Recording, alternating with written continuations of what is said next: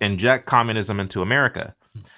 There was a white journalist, a muckraker, he called himself, by the name of John Reed. And he said that the way to actually inject communism into America is through the American Negro.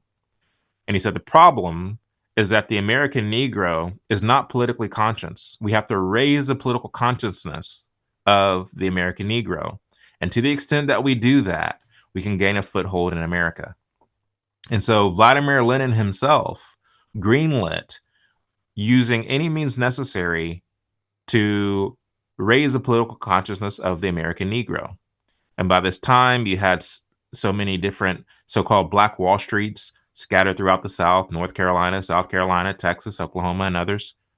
Over the course of the rest of the 1920s, you saw all these race riots springing up seemingly out of nowhere after Vladimir Lenin greenlit using any means necessary to raise the political consciousness of the Negro.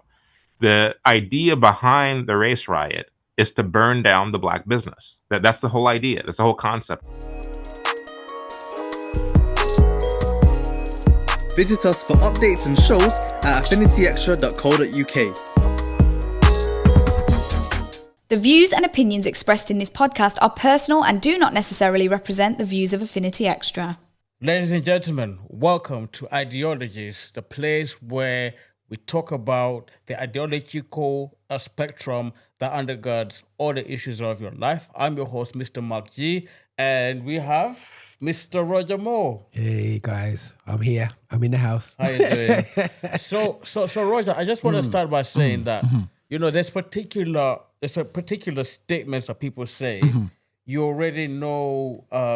There's a few particular quotes that if someone says it, if you drop it, you will know who I'm talking about. Yeah. So I don't know. Hopefully, you know your hip hop. So more money, more problems. Who are we talking about? You're talking about the Poppy second best. Second best rapper. Wow. Okay. All right. They got a Tupac Biggie debate there. I wonder what our guest who he prefers, Tupac or Biggie, but we'll find out. We have by the way, we have a very special guest today. But Biggie, right? Yeah. Okay. What about let's do one that's really, really old. To be or not to be? That's the question. What comes to mind when you hear that? William Shakespeare. Yeah. So I hate that class. Why are we reading that kind of English, bro? Like, anyway. Yeah, cool. All right, I got one more. Go on. I have a dream. Mate, the dream of all dreams, mate. You know what I'm saying? The dream that makes everything. Martin Luther King, bro. Yeah, you don't know that, man. If you don't know that, guys, you know what I'm saying? You're living under a rock. You're definitely Amish. You're definitely Amish. Just happened to get on this podcast. You're definitely an Amish. They've gone past the statue, man. They had the day off. So they know what it is. You know what I'm saying? MLK Day, man. Yeah. Juneteenth. Is it Juneteenth? Juneteenth, isn't it? Juneteenth is when they celebrate. Yeah. I wonder what our guest thinks about Juneteenth, actually. Cool. That's cool. So guys. Come on, introduce. Martin Luther King is a celebrated figure, a well-respected figure, not just in the United States, but across the world. But lately, there's been a rising political commentator in the political space who has got a very interesting perspective on Martin Luther King. And in fact, he's sharing that with the world in a form of a documentary series. Ladies and gentlemen, today we have a guest, Mr. Chad Jackson, documentary filmmaker. Chad, how you doing? I'm very well. How are you? I just want you to chime in on that little conversation. Like real quick, Tupac or Biggie, who would you take? I have no preference. Fair play. I love that. Fair play. Chad, you used to rap, right? Because I know in some of you've been doing a little rap in some of your posts. Is that something that you used to do? When is the Chad Jackson album coming out? I think if you're a heavily melanated person, then you've had a rap career at some point in your life. That's actually true. That's actually true. That is actually true. What was your rap name? Chad? Go and tell us. I'm not saying. But come on, Chad. Come on, Chad. But I do a lot of writing. I write a lot of lyrics. I I do actually, believe it or not, have an EP on Spotify. Actually, it's Whoa. on Spotify, Amazon Prime, or I'm sorry, Amazon Music, anywhere you can stream music. It's called Chad's Anthology, and it's a bunch of lyrics that I wrote um, for this EP, and it's sung by different artists. So I do a lot of writing. I'm actually a far better writer than I am a singer or a rapper or anything like that. So Cool. Yeah, it's got So- that's cool. Fair play. That's good. That's good. So maybe our first question is, for those who are new to you, can you walk us through the journey which has brought to you where you are today? Just tell us a little bit about your journey before we get into the main topic. Well, sure. So I've always been into film and into storytelling. It's something that I've always been drawn to, even though I don't really watch a lot of TV or movies these days because I'm on this side of it where I'm actually making my own films and documentaries. But it's something that I seriously wanted to pursue in high school. Where I went to high school here in Texas, we had a career tech kind of elective school that all the students who were interested in a career or technology, some kind of profession, would go to as far as their electives were concerned. And so I went to this school as an elective for filmmaking, particularly documentaries. Excuse me, my throat's dry. So I went to this school. It's called Ben Barber. I wanted to make films. I wanted to pursue that medium of storytelling. And that kind of culminated with the fact that I've always been very inquisitive, very interested in history and research. And so I wanted to make documentaries about the research, about the history that I was discovering. And so when I graduated high school, I met my then girlfriend, now wife. And I realized very quickly, because I graduated in 2008, and a lot of my older friends who were graduating from college at the time couldn't find jobs because we were in what was called the Great Recession. And I realized, there are a lot of careers and professions out there that are not recession proof. And so if I want to actually start a family and make money, I need to actually have a job that can survive a recession, that can survive the ebbs and flows of the economy. And having grown up in a household where my dad was an excavator, he worked with heavy machinery, bulldozers, scrapers, front end loaders, things of that nature. And being my dad being one of 13 brothers and sisters, all of his brothers were in some kind of trade, one or the other. I had an uncle who was a builder, an uncle who's a carpenter, an uncle who's an electrician, an uncle who does work with bricks and stones. And growing up and watching my uncles and my dad come together, pull all their skills together, build houses, add on rooms, clear plots of land. This is something that I've always been exposed to. And my dad was one of those tough, patriarchal figures who rarely let my brother and I sit down and take a break. I mean, we didn't even know what the indoors looked like because we were always outside doing something that my dad would have us doing. And so work and hard work was not new to me. It wasn't something that was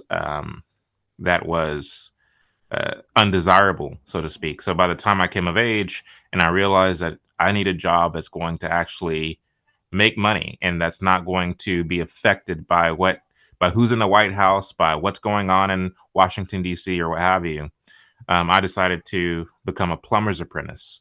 And so after doing the whole plumbing thing, I was able to take my master plumbing exam when I was 25, became a master plumber.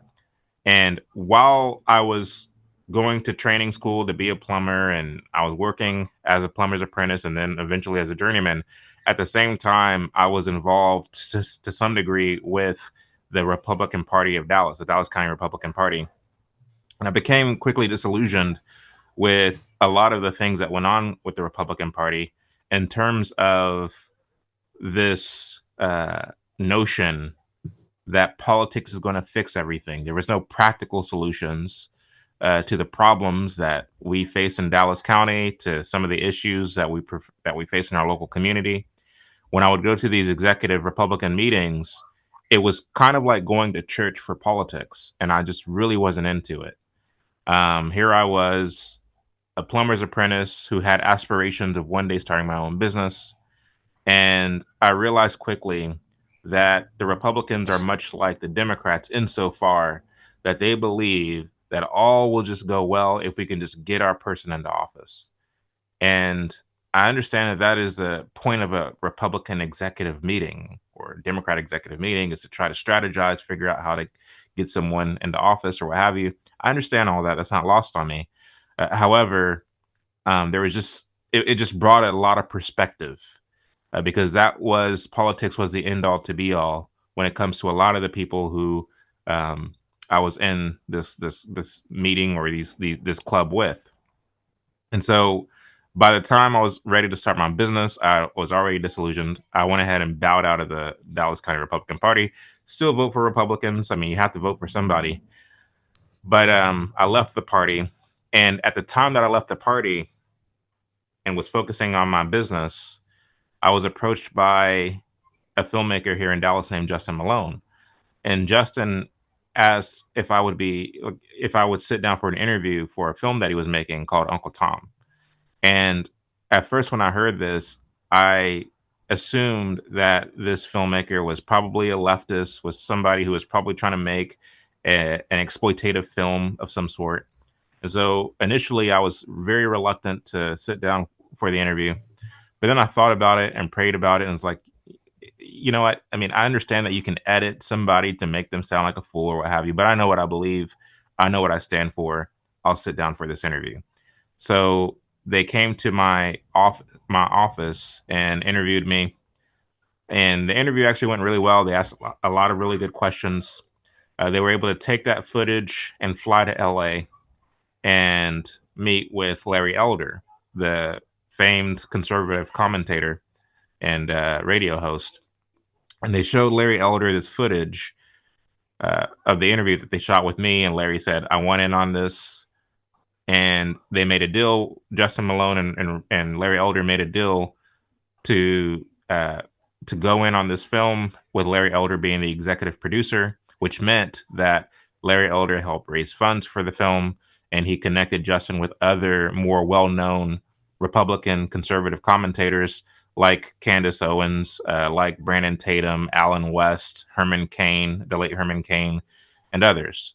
And so that film became Uncle Tom, which was released in 2020.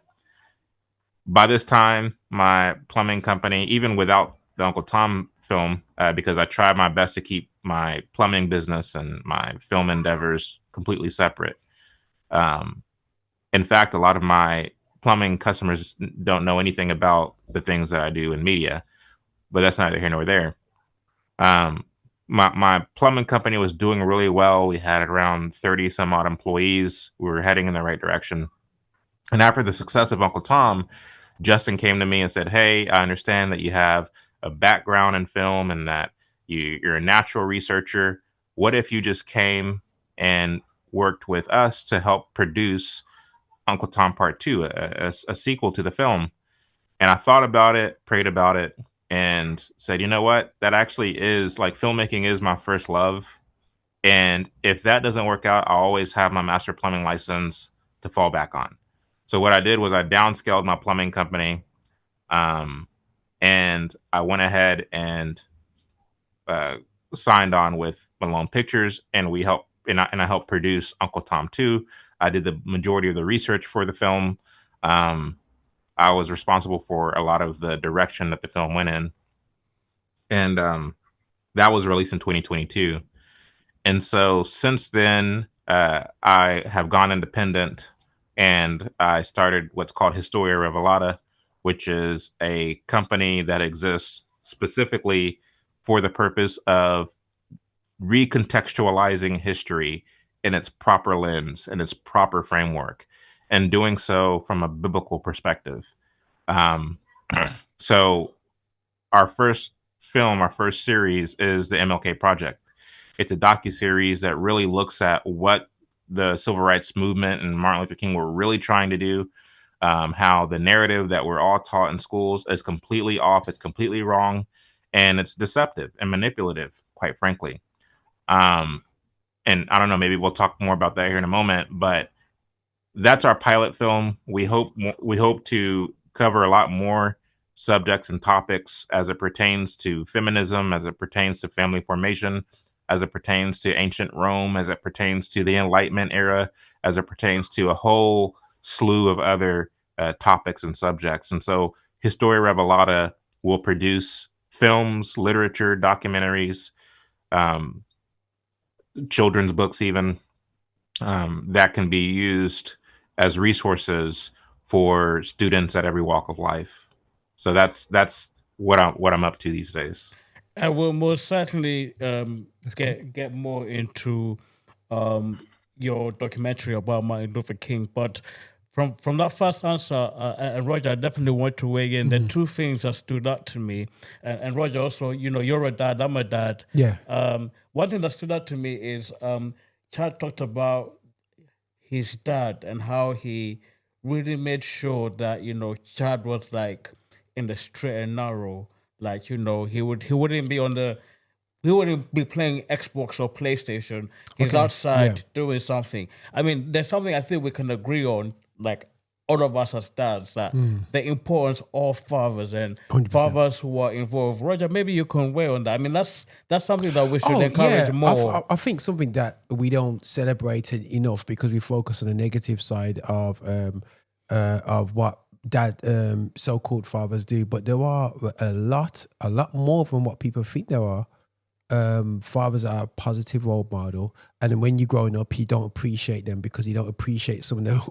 You don't appreciate until you become. Some things my son's annoyed with me about, and I just say, listen, I don't really care if you don't like me now. You know what I'm saying? When you get older, you know what I'm saying? Yeah. You appreciate it. And I think it's great hearing a foundation. I think we can't shy about when we come into spaces as men who have positive male role models, because people look at us and assume that we don't have a father.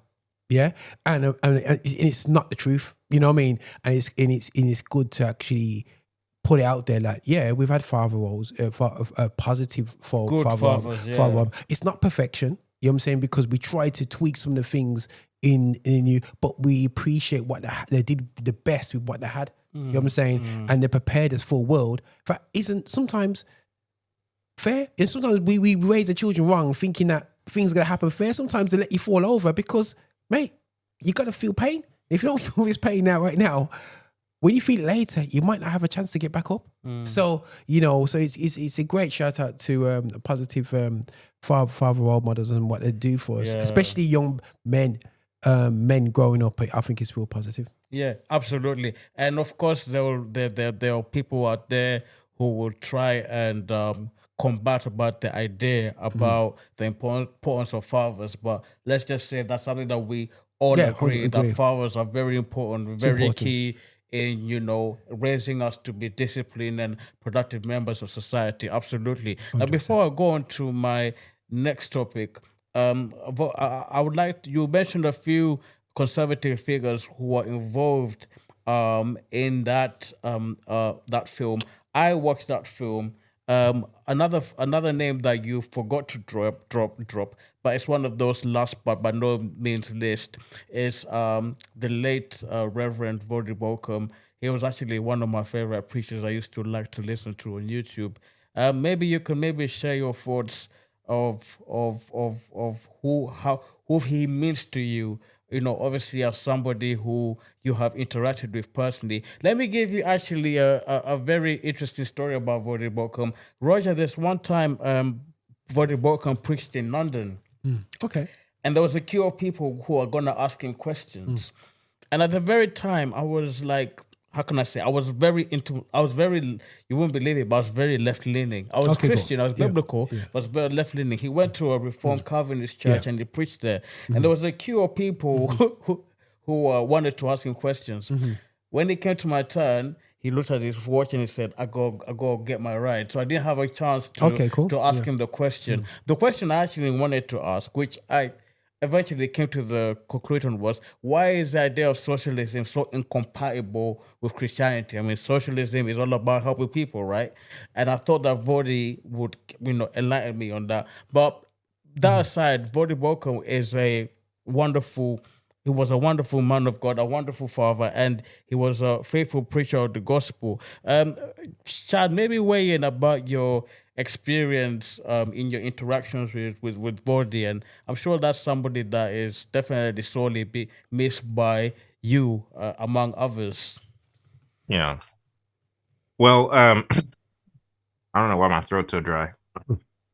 So I didn't actually forget to mention Voddie. When I was giving that list of names earlier, those were names that were specifically related to Uncle Tom 1, the first Okay, film. well, yeah.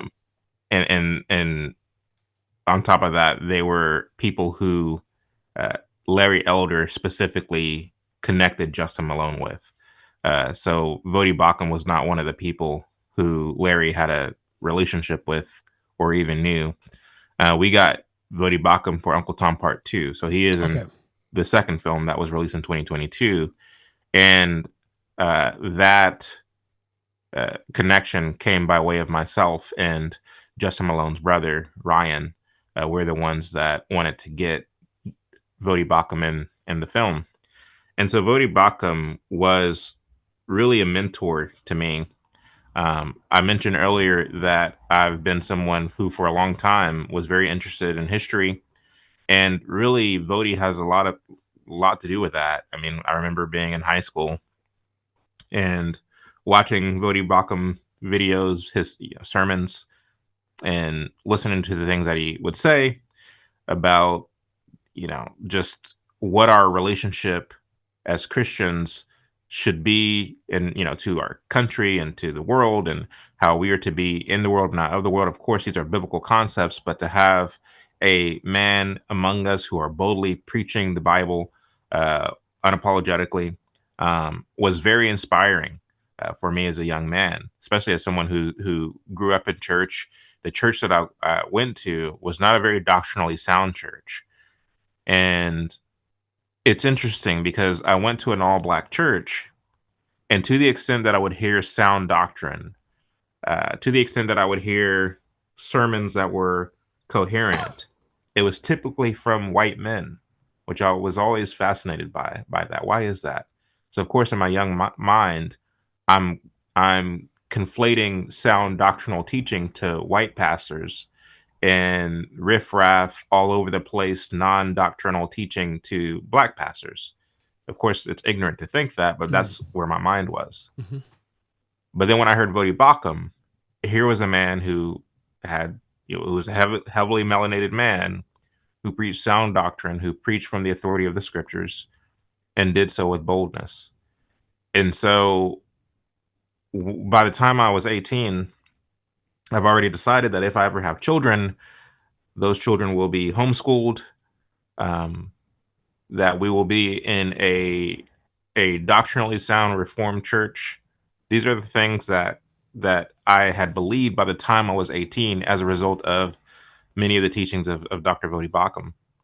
It was actually by way of Dr. Voddie Baucham that I found out about John MacArthur and others. And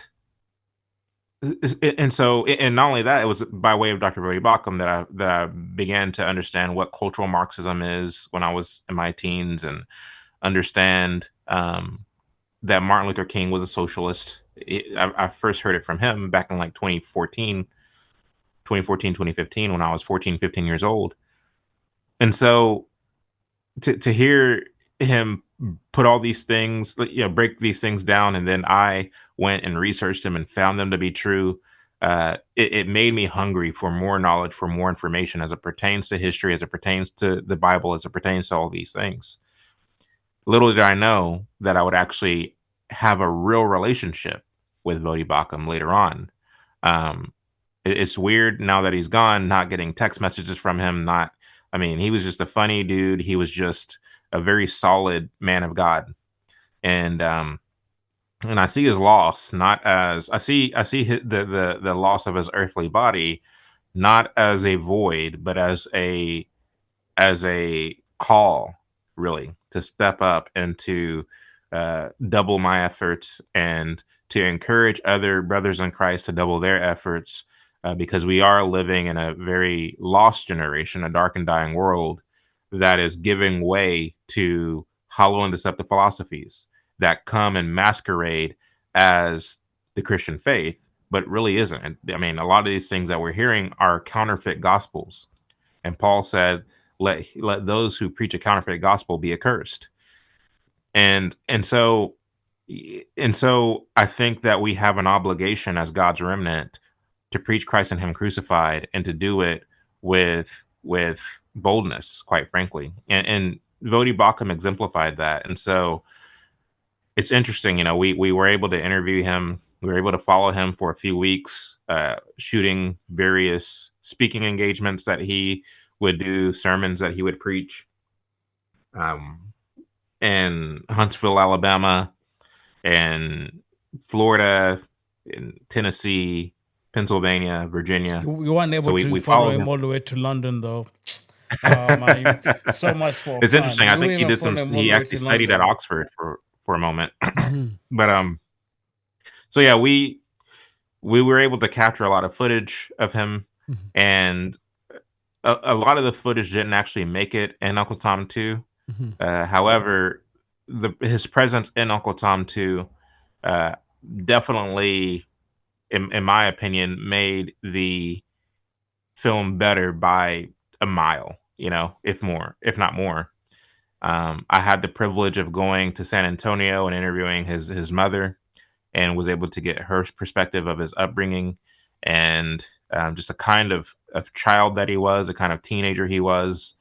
And you know, Voddie will, you know, forever hold a special place in my heart, just in terms of helping to mold me prayerfully and through the authoritative preaching of God's word into the man that I am today.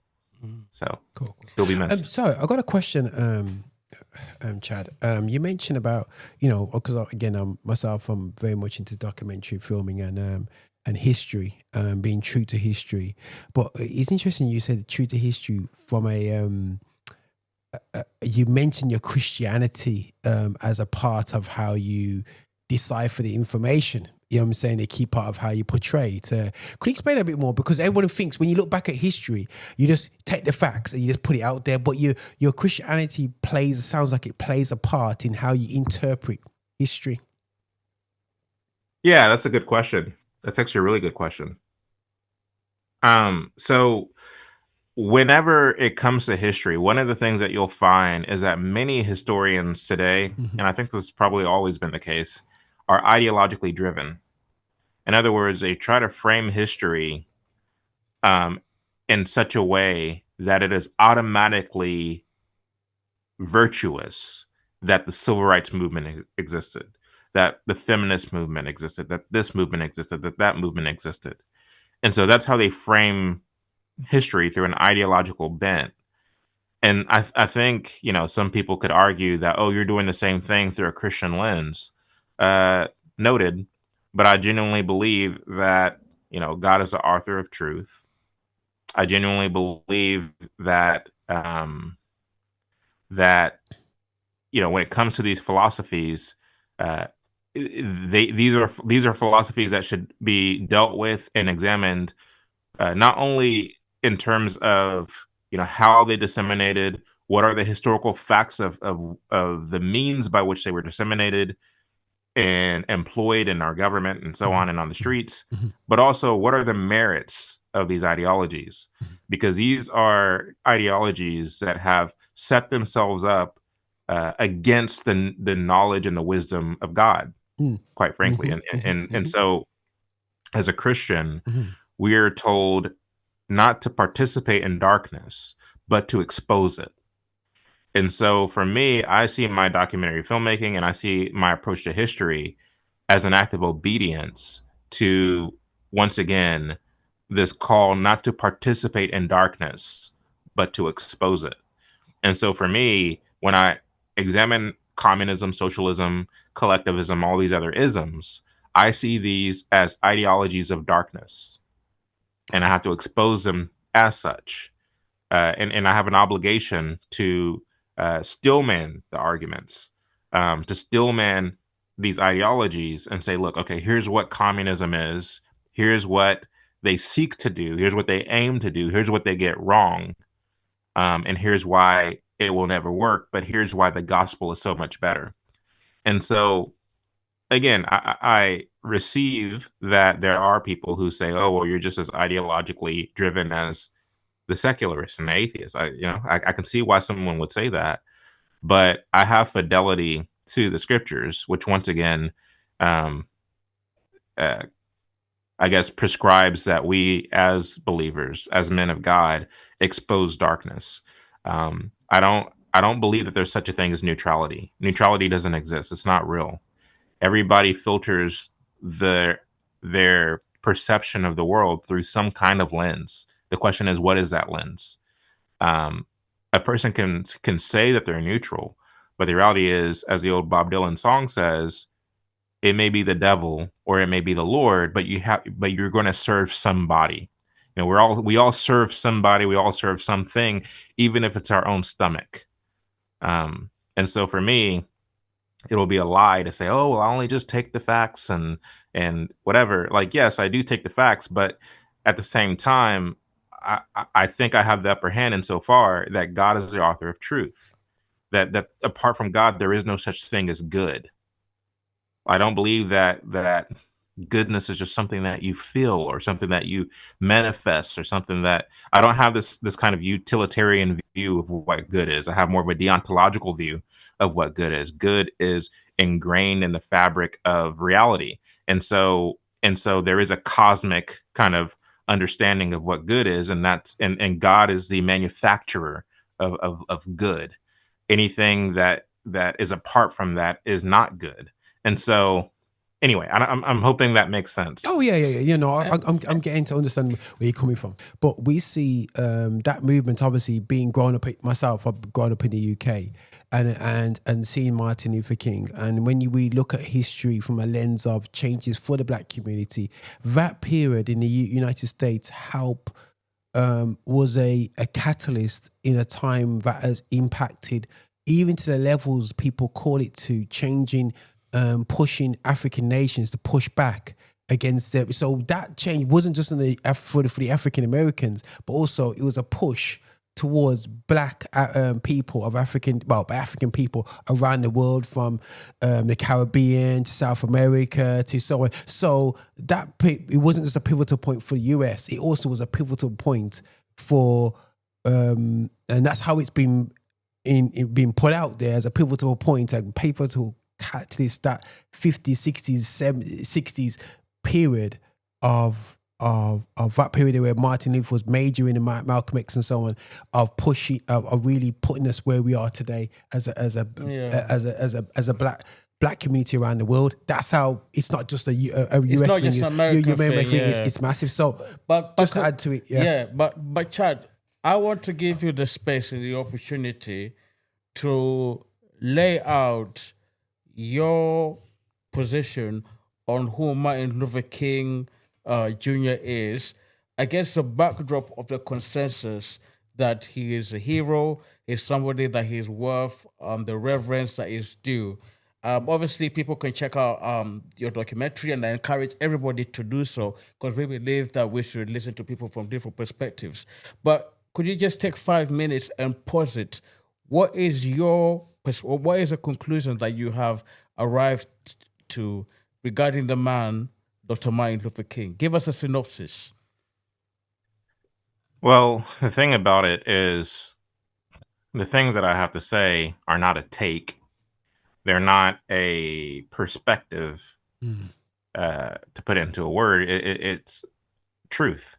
It's based upon and predicated on his own writings, the writings of those who are close to him, the writings of historians and authors who are ideologically aligned with King and want to continue his agenda even now. There's a book called Dangerous Friendship, written by a man by the name of Benjamin Kamen, who is ideologically aligned not only with King, but also with King's handler, Stanley Levison. There's a book called Hammer and Hoe, written by Robin Kelly, a black man who calls himself a socialist feminist, a feminist socialist.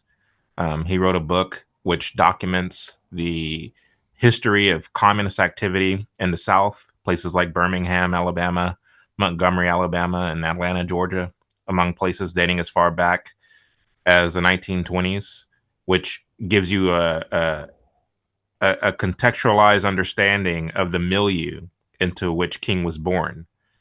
You have to understand the history.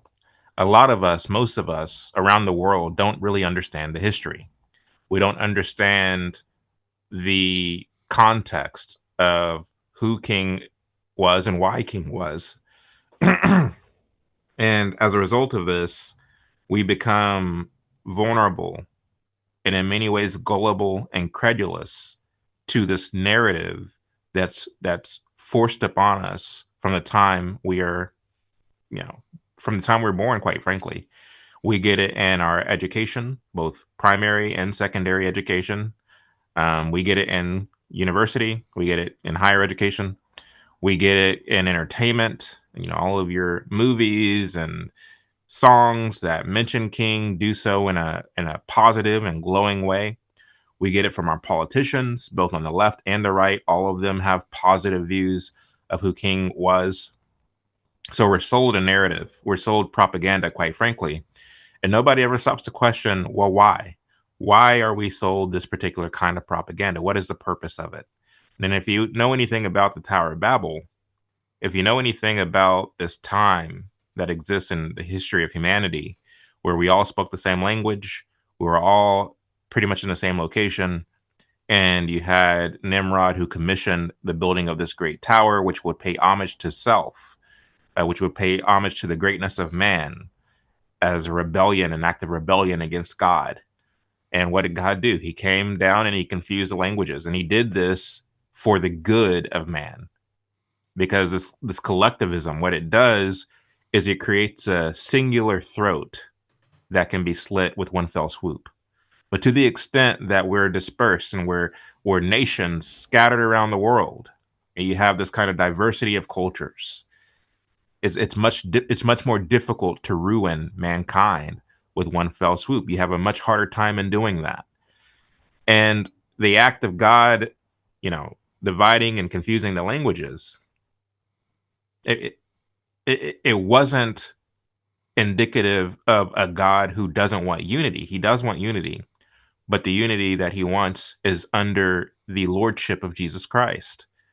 Because when the incarnate Christ would later come, put on flesh, teach the gospel of what the kingdom of heaven is like, die on a cross, buried, raises in 3 days, and then ascends, raises after 3 days and then ascends. What he's doing is he's giving us the means under which to unify his remnant, to unify. It's not the building of a tower made by human hands that we're building and are trying to ascend into the heavens by way of our own work. No, he ascends and he brings us with him, those of us who are willing. That's the ultimate unifying thing. But since the death, burial, resurrection of Jesus Christ, what we have done as we've rejected that, and we've said, no, we can try this whole Tower of Babel thing again. We can try it again. And we've tried with various different ideologies to rebuild Tower of Babel with human hands. We've done it through so many different isms and ideologies. And so what King is doing is he's attempting to build it through the ideology of socialism and communism. The difference is he's not outright calling it communism and socialism, because you have to understand King's ministry was in the midst of the Cold War, where you couldn't just come out and say that you're a communist. You had to do it clandestinely. You have to do it in a kind of covert way.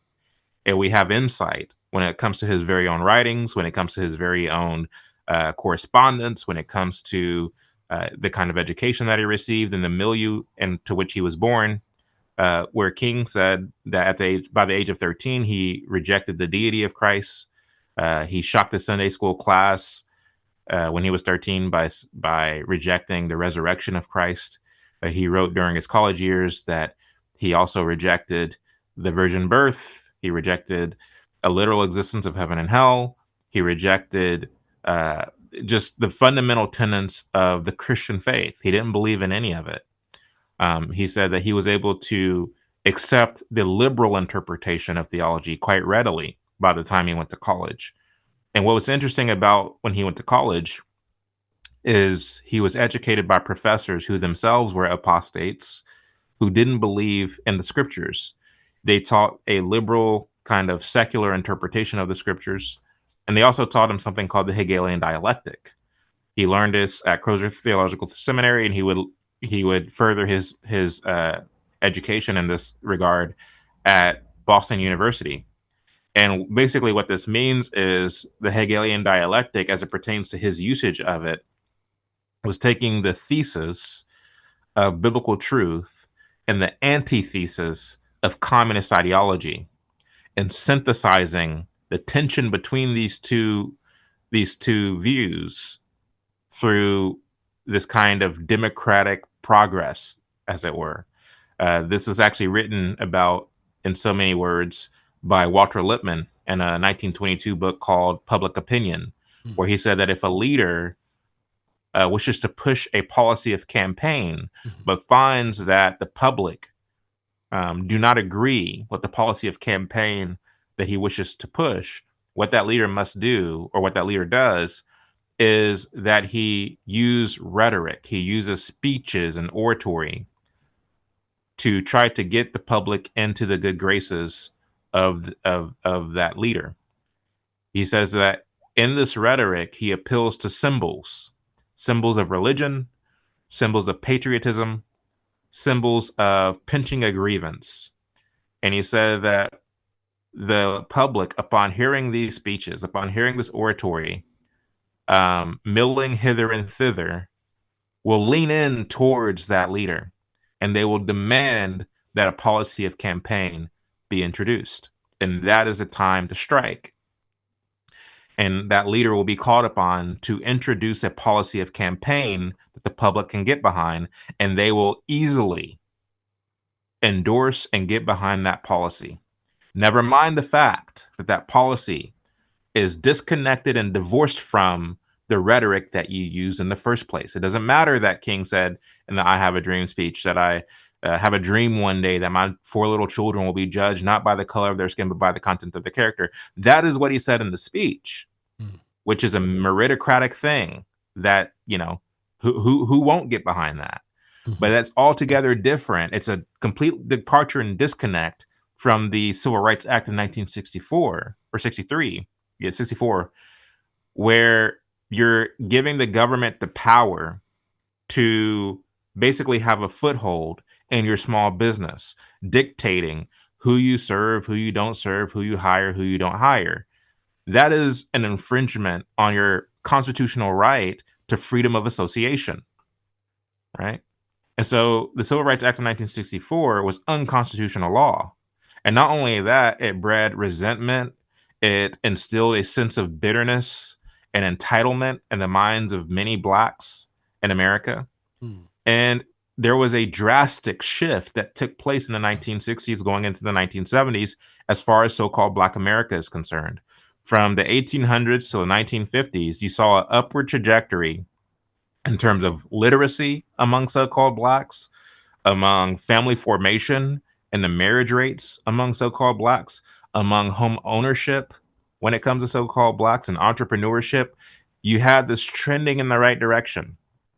Why is that? Well, the reason that is because you had men like Booker T. Washington and George Washington Carver and the Negro Business League, who basically made it plain and made it simple that the way to become successful in a Western country like America is through conventional means, honing your resources, putting your best foot forward, being a person of character. This, you know, applying yourself. Yes, there's people who aren't going to like you. There's people who's going to be jealous of you. All these things are true. And guess what? Black people don't have a monopoly on mistreatment. Everybody's mistreated by someone at one degree or another. And so we can't wallow. We can't cry. We have to try. We can't be a crying race. We have to be a trying race. And so this is what Booker T. Washington and others really instilled. And the so-called blacks were implementing these practical, conventional ideas and practices in the same way that many whites were, in the same way that many Asians were, and Hispanics. And you saw real progress. You saw upward trajectory. In 1920, the communists were trying to figure out how to really make inroads into America. They had the Second Congress of the Communist International in Moscow, and they were trying to figure out just how to inject communism into America. There was a white journalist, a muckraker, he called himself, by the name of John Reed. And he said that the way to actually inject communism into America is through the American Negro. And he said the problem is that the American Negro is not politically conscious. We have to raise the political consciousness of the American Negro. And to the extent that we do that, we can gain a foothold in America. And so Vladimir Lenin himself greenlit using any means necessary to raise the political consciousness of the American Negro. And by this time, you had so many different so-called Black Wall Streets scattered throughout the South, North Carolina, South Carolina, Texas, Oklahoma, and others. Over the course of the rest of the 1920s, you saw all these race riots springing up seemingly out of nowhere after Vladimir Lenin greenlit using any means necessary to raise the political consciousness of the Negro. The idea behind the race riot is to burn down the black business. That's the whole idea. That's the whole concept of it. And of course, the communists can say, look, white supremacy is alive and well. They don't want Negroes to have businesses. They're jealous of the Negroes. They're burning down their business. That's the whole idea, is to pit white against black.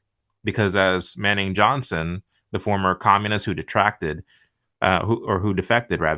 said, the objective of the communists is that the Negro will unite not with ordinary white people, but with the communists, with the white communists. That's what their objective is.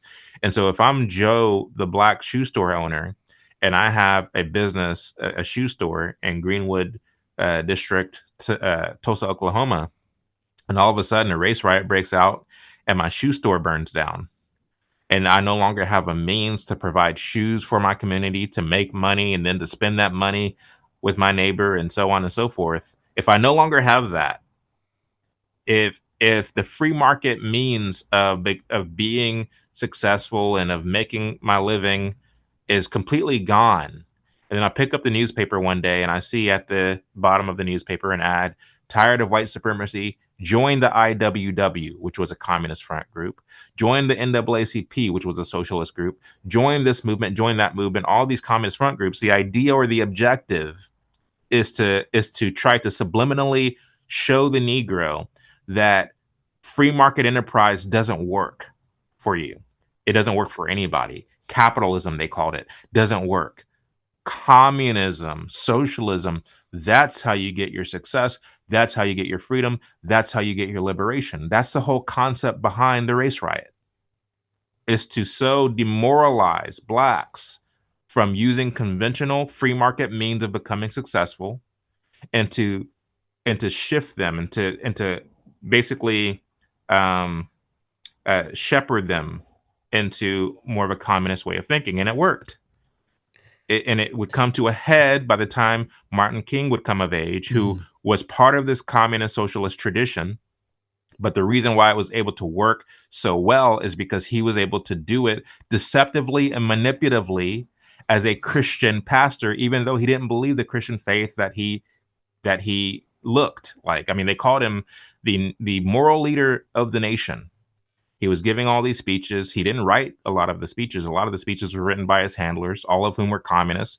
Stanley Levison, who was a secularist, an atheist, a Jewish, and that is to say that he's not black, I'm not coming for the Jews, but he was somebody who was completely hostile to the word of God, yet he was a subversive insofar that he helped edit a magazine called The Churchman. He worked with Martin King, a Negro minister, and wrote these sermons for King, even though he didn't believe in the Christian God. Very subversive. You had Bayard Rustin, who worked with the Young Communist League. You had Clarence B. Jones, who was a part of a couple of communist front groups. All of these men are writing King speeches, and King is delivering them because he was a tremendous orator. There was a direct line of communication between the Southern Christian Leadership Conference, which was King's organization, and the Soviet Union. And so, again, all of these subversive manipulative tactics were to try to sway public opinion into thinking that all we want is civil rights. That's all we want. That's all we want. There's no subversion, no deception to see here. Anytime King was asked by the media whether there were any communists in his organization, he would just lie and say no. He said, in our bylaws, we prevent communists from joining our organization. He was just lying and being deceptive from the time he was in college to the day that he died.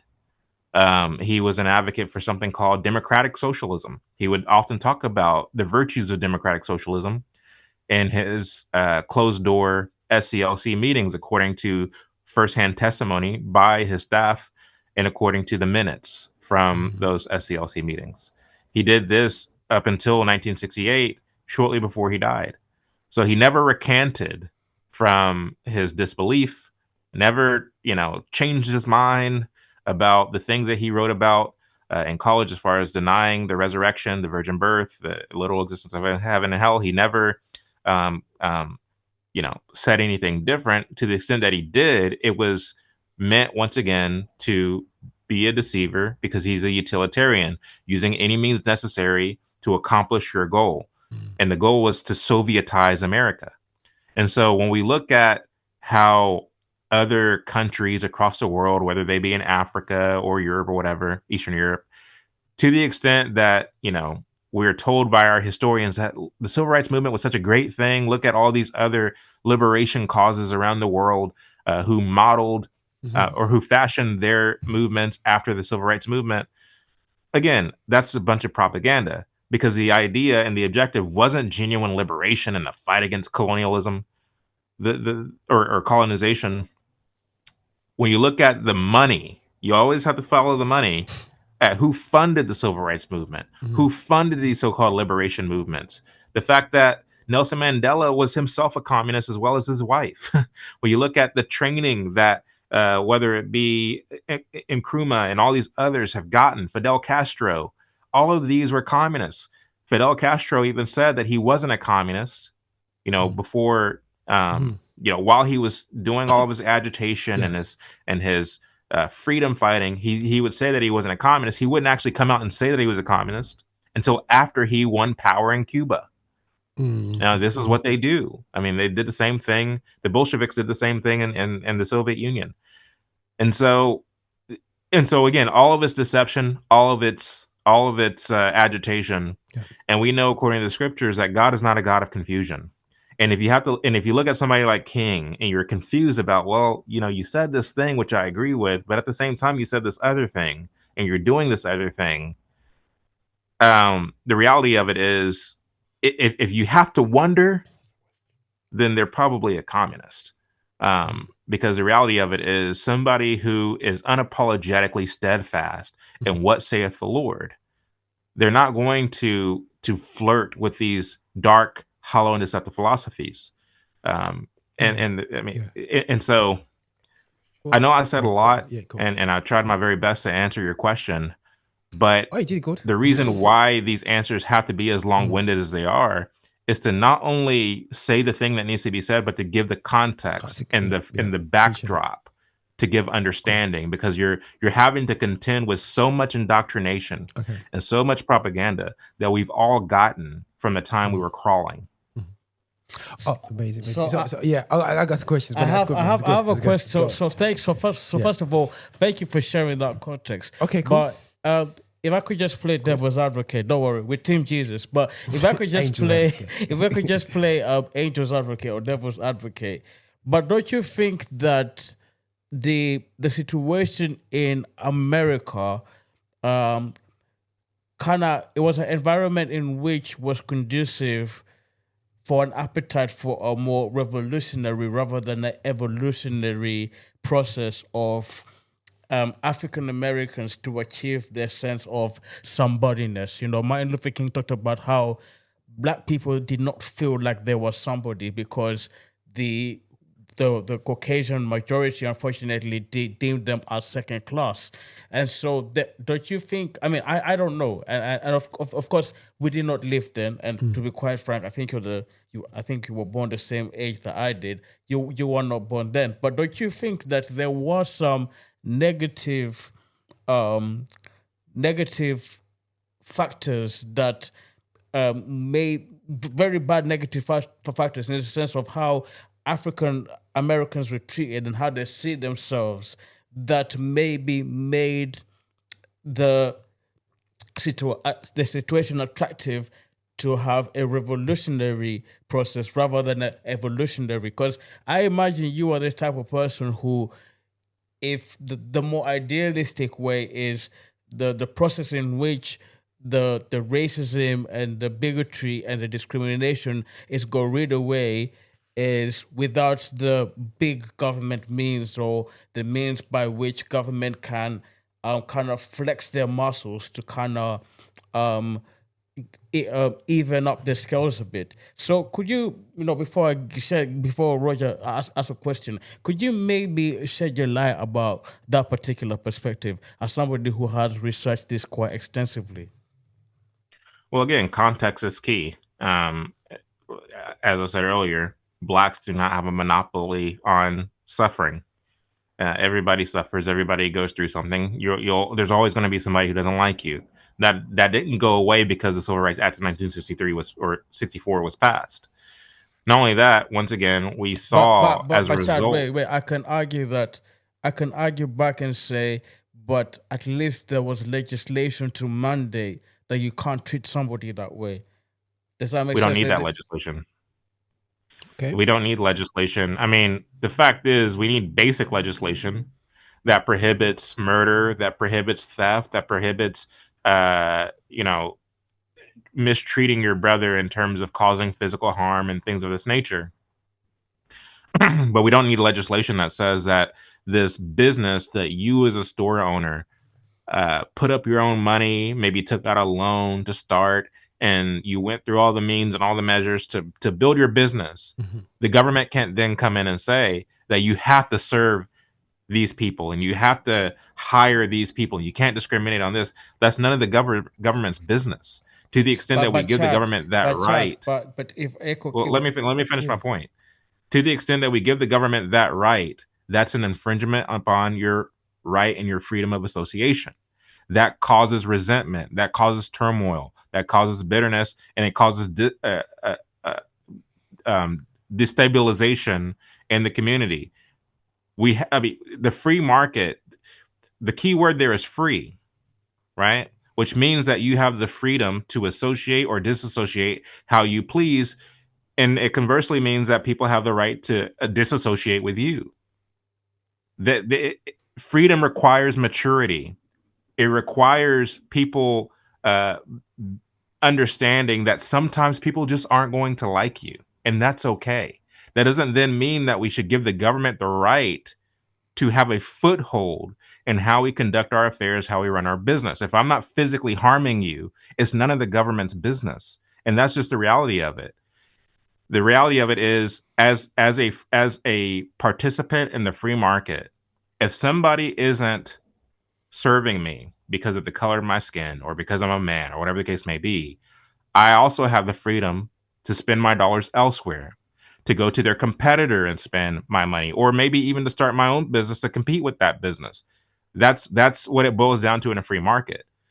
This whole idea of giving the government more and more of a foothold is in keeping with the Marxist ideology, because it is the Marxist, it is the communist who wants to centralize everything, including the means of production. And so we want to be careful with how much of how much of a foothold and how much authority that we give the government. In our country, in 1797, John Adams, who was then the president and who was also a participant in the ratification of the Constitution, said something that's key. He said that our Constitution, which is an exercise in self-government, our Constitution is for a religious and moral people. And by religious, he meant Christian. He didn't mean all these other religions, all these other pagan religions. He meant Christian. And so he said that our Constitution is for a moral and religious people. It cannot exist for any other kind of people. Because the thing about being a Christian people is the fact that we have the virtues that are necessary and having and holding a system of self-governance. To the extent that we lack virtues, we then need the nanny, the big brother, to come in and dictate everything, dictate every aspect, every component of our lives. And so the reality of it is forced integration is unconstitutional, it's unlawful, and it actually has an adverse effect. In the same way, for segregation, the government having the right to segregate people is also unconstitutional. So I posit that the segregation laws which were on the books were unconstitutional and they needed to go away. But guess what? They were going away. They were going away through the reformative process, not the revolutionary process, the reformative process, because as Booker T. Washington predicted in 1898, I think it was, we need to cast down our bucket where we are, irrespective of if you're white, black, or any other ethnicity. Cast down your bucket where you are. Pool your resources. Be a man of honor. Be a woman of virtue. Don't worry about who doesn't like you or who likes you. Hone your resources. Pursue skills. And eventually these racial barriers will fall. And guess what? That was actually happening. There was a repealing of Jim Crow laws and ordinances at the private and at the local level, and in some cases at the state level. These vestiges from a bygone era were beginning to fall away through the reformative process as people through the marketplace were beginning to transact with one another, irrespective of what laws were on the books. And a lot of these cases, including in Montgomery, Alabama, where they had the bus boycott, a lot of these laws weren't even being enforced, and they were soon to die of natural causes. The whole name of the game when it comes to communism is to identify grievances, exploit, and in many cases exaggerate those grievances to do exactly what you're talking about, which is to make people think that because this law exists, or because that exists, or because this grievance exists, or because this thing isn't fair, we need revolution. So yes, I grant that revolution is attractive to unprincipled people who don't have the patience, who don't have the ability to understand that we live in a diverse society. And as a diverse society, there can be fault lines, everything can crumble and just shatter around us if we try to speed up a process and force people who are unwilling to see things the way that we see them, to do things the way that we want to do them, whatever the case may be. It has to be a slow, gradual reformation that takes place. But in the meantime, you have the right to associate how you please. And so, again, these things are falling away by natural causes. And so we can't sit here and pretend that, oh, black people, we had it so bad. Nobody else had it bad. Everybody else had it great. But black people, we had it so bad. We needed revolution. We have to, especially as Christians, be wise as serpents, but yet gentle as doves. We have to have discernment, right?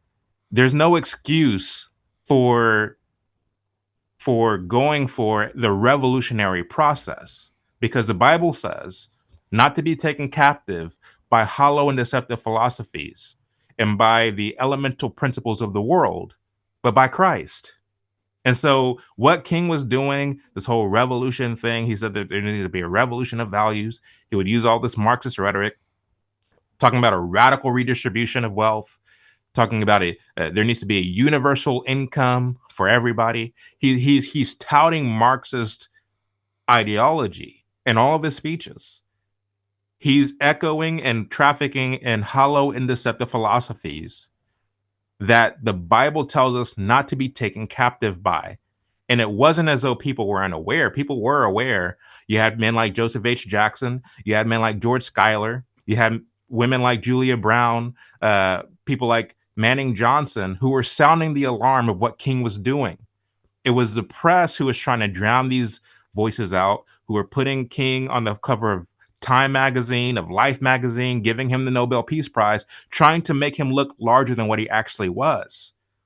They were being deceptive and manipulative, and many so-called Christians forfeited discernment because they were caught up in the spirit of the age. We have to keep our lamp oils filled as Christians. We have to operate with discernment and wisdom as Christians. We mustn't be taken captive by hollow and deceptive philosophies as Christians. Yes, we trip and we fall and we make mistakes every now and then, but to the extent that we do that, we're much like Peter, who asked Christ, if it's really you, bid me to walk on the water. Bid me to walk on the water out of the boat. And what did he do? He began to look at the storm raging around him, and he began to dip and sink. And it took Christ to pick him up out of that water. We have to keep our eyes on Christ instead of allowing ourselves to constantly, like wayward children, being blown in the wind by any demagogue or charlatan who comes out of nowhere promising and suggesting that he has a better way. Like King was being a deceptive liar, and a lot of people had the discernment to see him for that, but a lot of us didn't. And so I get what you're saying in terms of being the devil's advocate, but there's no excuse for us, as for those of us who call ourselves Christians, to be to be flirting with darkness. So no, I hear where you're coming from with that. So ultimately, what you're saying that through the year we were going to get to the space of what we would say, I say equality, but everybody living together. There's almost a case of things were changing and moving that way. I've seen you talk about a minister of the Baptist church. I think it's the Baptist church that was very, very, very massive in that time, and encouraged and invested into his community and encouraged good practice business wise and so on. And so on. So you almost really are saying that Martin Luther King was almost like a poster boy that was pitched in a period where it was a case of, after a lot of hard work by a lot of people before him, and the fruits of that labor was coming out and bearing fruit, you put a guy in his space, and he then becomes the poster boy. And when he dies, that all the people that he's basically, I'm not saying he's done nothing, but I don't want to be harsh, but it sounds like it was just, and this is one thing that I find that a lot of preachers, evangelists are very good at. They're very good at literally communicating really, really well. We have a lot of great speakers in our spaces, and he's utilized that skill set to become the poster boy of change. And yourself has looked into him and his life behind that poster boy, I have a dream, and said, okay, let me go behind that, and going, who is this real guy? What is he really about? And digging into that, you actually found out, hold a second, it wasn't really down to this guy that made changes in these areas. And what he was pushing was communism and Marxism. Well, my question to yourself as well, when it comes to this, because I can hear questions that people will be asking, is you've mentioned Marxism and communism, socialism as almost anti-Christian theologies, so where would you pick? Because someone's going to say it, pitch where capitalism is Christianity kind of like, are you separating it from this spectrum, or are you saying that Christianity is not on that side of the spectrum, or is it on the right side of the spectrum, or it's not on that spectrum? So if somebody's coming as a hardcore capitalist and going, are we saying that is more Christian than than socialism? Because someone's gonna ask the question. You're saying the left is not Christian, which respect to right extremes of the left, but growing up as a black community in America over here, you vote left, you vote social, you naturally just vote social parties. That's what we naturally do wherever we are. So I'm not saying it's moving more right now, yeah, but we naturally go social. So you're almost going, okay, well, that is not a Christian. We're growing up in church, says vote the socialists, so for social social parties and so on like that. And now you're saying, hold on a second, that's not Christian. Yeah? From what you're saying. Yeah, it's definitely not Christian. The thing is, again, I hate to keep beating a dead horse here, but don't be taken captive by hollow and deceptive philosophies. Right? And not only that, even in the New Testament, when the epistles were being written, there were wolves among sheep, and this is why Paul and some of the other writers basically called them out and said, don't fall captive to. I'm sorry, my phone's ringing. Don't fall captive to what they call counterfeit gospels. There's people who are preaching counterfeit gospels, and the whole point in preaching a counterfeit gospel is to deceive people into thinking that it is the actual gospel. Right? If it was that easy, it wouldn't be called deception. Or if it wasn't, how do I want to frame that actually?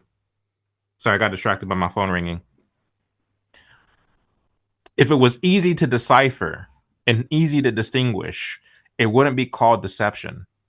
The very purpose and the very intent of deception is to make something seem so much like the real thing, so much like the authentic thing, that people don't know the difference. And so this is the reason why there's people who say, well, Jesus would have been a socialist. Jesus would have been a Marxist. Jesus would have been a communist. They say that foolishly because these are people who genuinely, I'm just going to put this on airplane mode. But Chad, what Roger is, sorry, if I may, what Roger is trying to say is, obviously, you've made a strong argument that yes, Jesus is not a socialist or a Marxist, but you wouldn't go the other extreme and say that Jesus is a free market, loving money, capitalist kind of guy, because a lot of people they might define, since you're so anti-left, that you're advocating everything on the other side of the aisle, which is free market, get all the money you want. And of course, we see many warnings from scripture, from Jesus and his apostles about the love of money being the root of all evil. So Chad is, what Roger is asking, is there not a balance as well? That clarification is helpful. And the question is a really good question. And I thank you for asking it. You'll notice that in this interview, what do I keep saying? I keep saying free market. I don't say capitalist. Capitalism. Yeah, I noticed that. Yeah. I don't say capitalism. Yeah. I do that on purpose because I'm not an advocate for capitalism. When I hear the word capitalism, I focus on those last three letters, ISM, ism, which connotes a belief system or a doctrine that one holds to, in many cases above all other doctrines.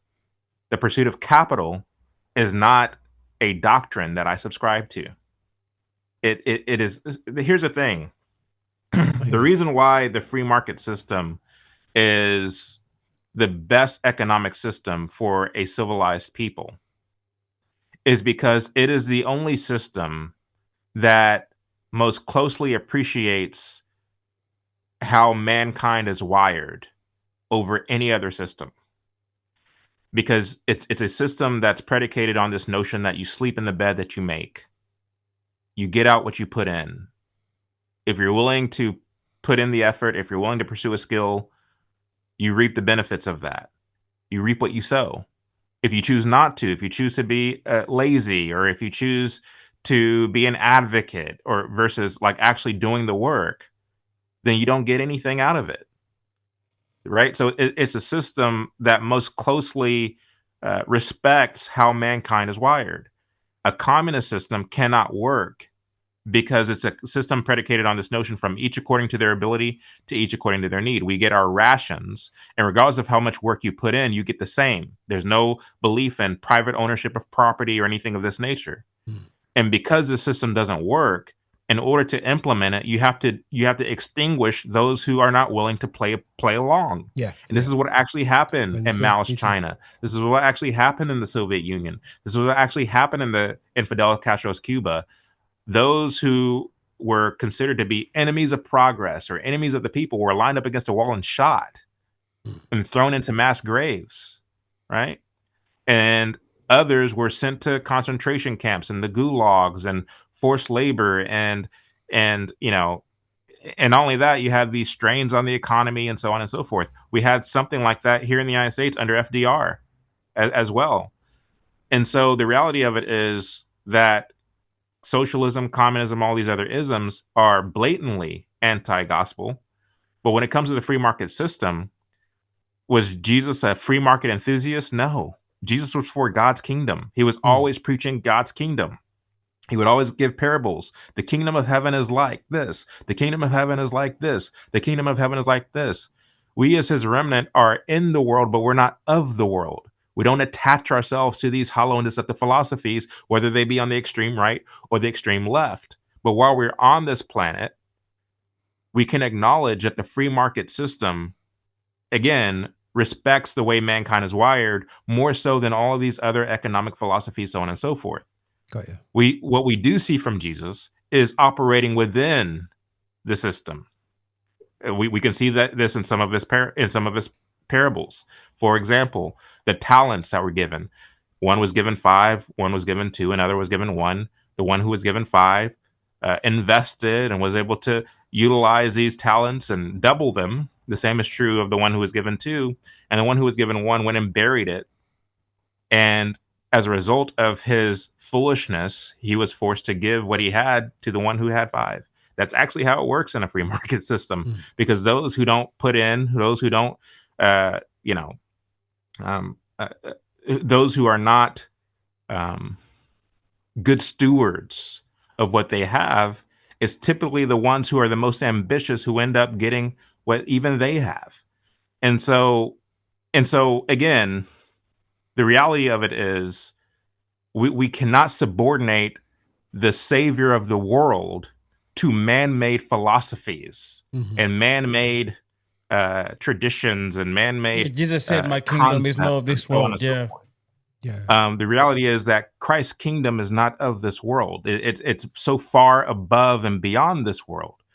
But we as his remnant, we pray, and we're taught to pray that it will be done on earth as it is in heaven. So as a result of this, we have an obligation to preach Christ and him crucified and to be exemplars of the gospel. But what that doesn't mean is coercing our neighbor to pay taxes that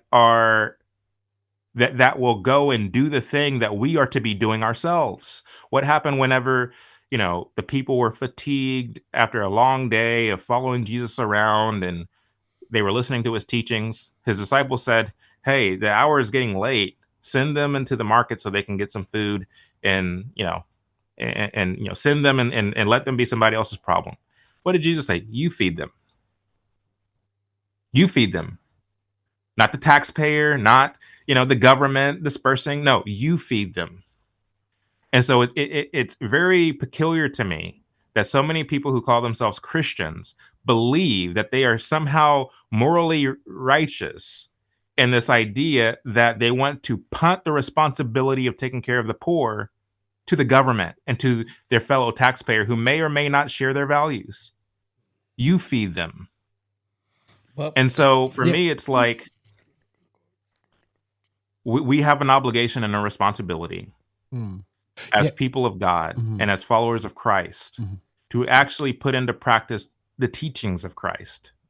This doesn't mean that you plant your stake in the Republican Party because, you believe that the Republican Party is at work implementing the teachings of Christ, because they're not. This doesn't mean that you plant your stake in the Democratic Party because they placate as though they care for the poor. Like, no, you feed them. Like the teachings of the gospel are for you who have called Christ Lord. That's what the gospel is for, right? He came that many would be saved. And so I think the trick and the problem that many of us trip up on is that we try subconsciously to subordinate Christ to our political and economic philosophies. And that's what I take issue with. That's good, but here's another twist for me on yourself and just yourself as a human being, as a black man. Now putting together a series which is against one of our black, so in inverted commas, I'm doing this, yeah, in inverted commas, Christian major leaders. What sort of how I can imagine you will be getting a lot of I'll say very mildly abuse, but a lot of commentary about yourself as a person. Why is a black man going out his way to tear down another a great, I put in inverted commas, a great leader for black? You wouldn't be where you are if it wasn't for this guy. That's the people's perspective of him. How do you have you had a lot of people criticize you as a black man doing this? Of course I have. Here recently, there's a political commentator. Her name is Angela Stanton King. Mm-hmm. And she recently made that claim. And she did so by tweeting a picture of President Trump with Alveda King, who is Dr. Martin Luther King's niece. And Trump passed some legislation, or I'm sorry, he signed some legislation that I forget exactly what the legislation did. I think it basically, I'm not even going to attempt to try to say what it did, but it was something in honor of Martin Luther King. Mm-hmm. And he's handing her the pen in this picture that he used to sign this legislation into law. And Angela Stanton King's commentary was, here you have a white man, President Trump, who is furthering the legacy of King. And he's doing this even though he's accused of being a white supremacist. Meanwhile, you have this black man, Chad Jackson, talking about me. She said, meanwhile, you have this black man, Chad Jackson, who's doing everything that he can, using his entire platform to tear down a king, to tear down Martin Luther King. And, this is somebody who looks like me, right? Mm-hmm. So what she's insinuating in that tweet is that as a so-called black man, my fidelity should be to further the narrative of other black people, like King, whether they're right or wrong. That's not who I am at all. Wow. I don't have fidelity to somebody just because they are heavily melanated. My fidelity is to the scriptures. My fidelity is to the truth. Martin Luther King wasn't a great leader. He was a great deceiver. And it goes back to what I said earlier, that what I'm doing is an act of obedience, not to participate in darkness, but to expose it. Communist philosophy is darkness. And what has happened under the behest of King and the Civil Rights Movement is that they were able to subvert this Marxist ideology into the so-called black church, making the church not an institution for edification amongst believers, that we might draw near to God, that God will draw near to us, as it says in James, but rather an institution of political propaganda. That's what many so-called black churches are today. They preach politics from the pulpit. They preach universal income and universal health care and universal this and universal that, doing the very thing that I was speaking against earlier in terms of you feed them, right? You be the body. It's on you to be the salt and the light of the earth, right? It's on you to keep your lamp oil filled. That commission is for you, Not that the government will be the salt and the light, not that the taxpayer, your fellow taxpayers by coercion from the IRS and from the government will be the salt and the light, but no, that you will be the salt and the light. The Great Samaritan didn't punt his responsibility to the government or to his fellow taxpayers. It was on him to do it. And so the reality of it is, again, so many so-called black churches following the trajectory by the likes of Martin Luther King are peddling poison from behind the pulpit, right? And so that's something I want to expose. Not that people would hate Dr. Martin Luther King. I don't want anybody to be hated, but rather to analyze those ideas, to educate people, and to have the conversation on what the distinction is from the authentic gospel of the Bible versus the counterfeit so-called social gospel that King preached. What's the distinction there?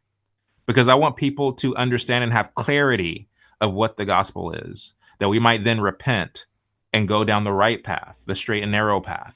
That's what my objective is. I'm not trying to come up off of this whole idea of tearing down King. My desire is that God will be worshipped and not man. I don't care if that man is Martin Luther King, who I'm at odds with, or Joseph H. Jackson, who I tend to be more ideologically aligned with.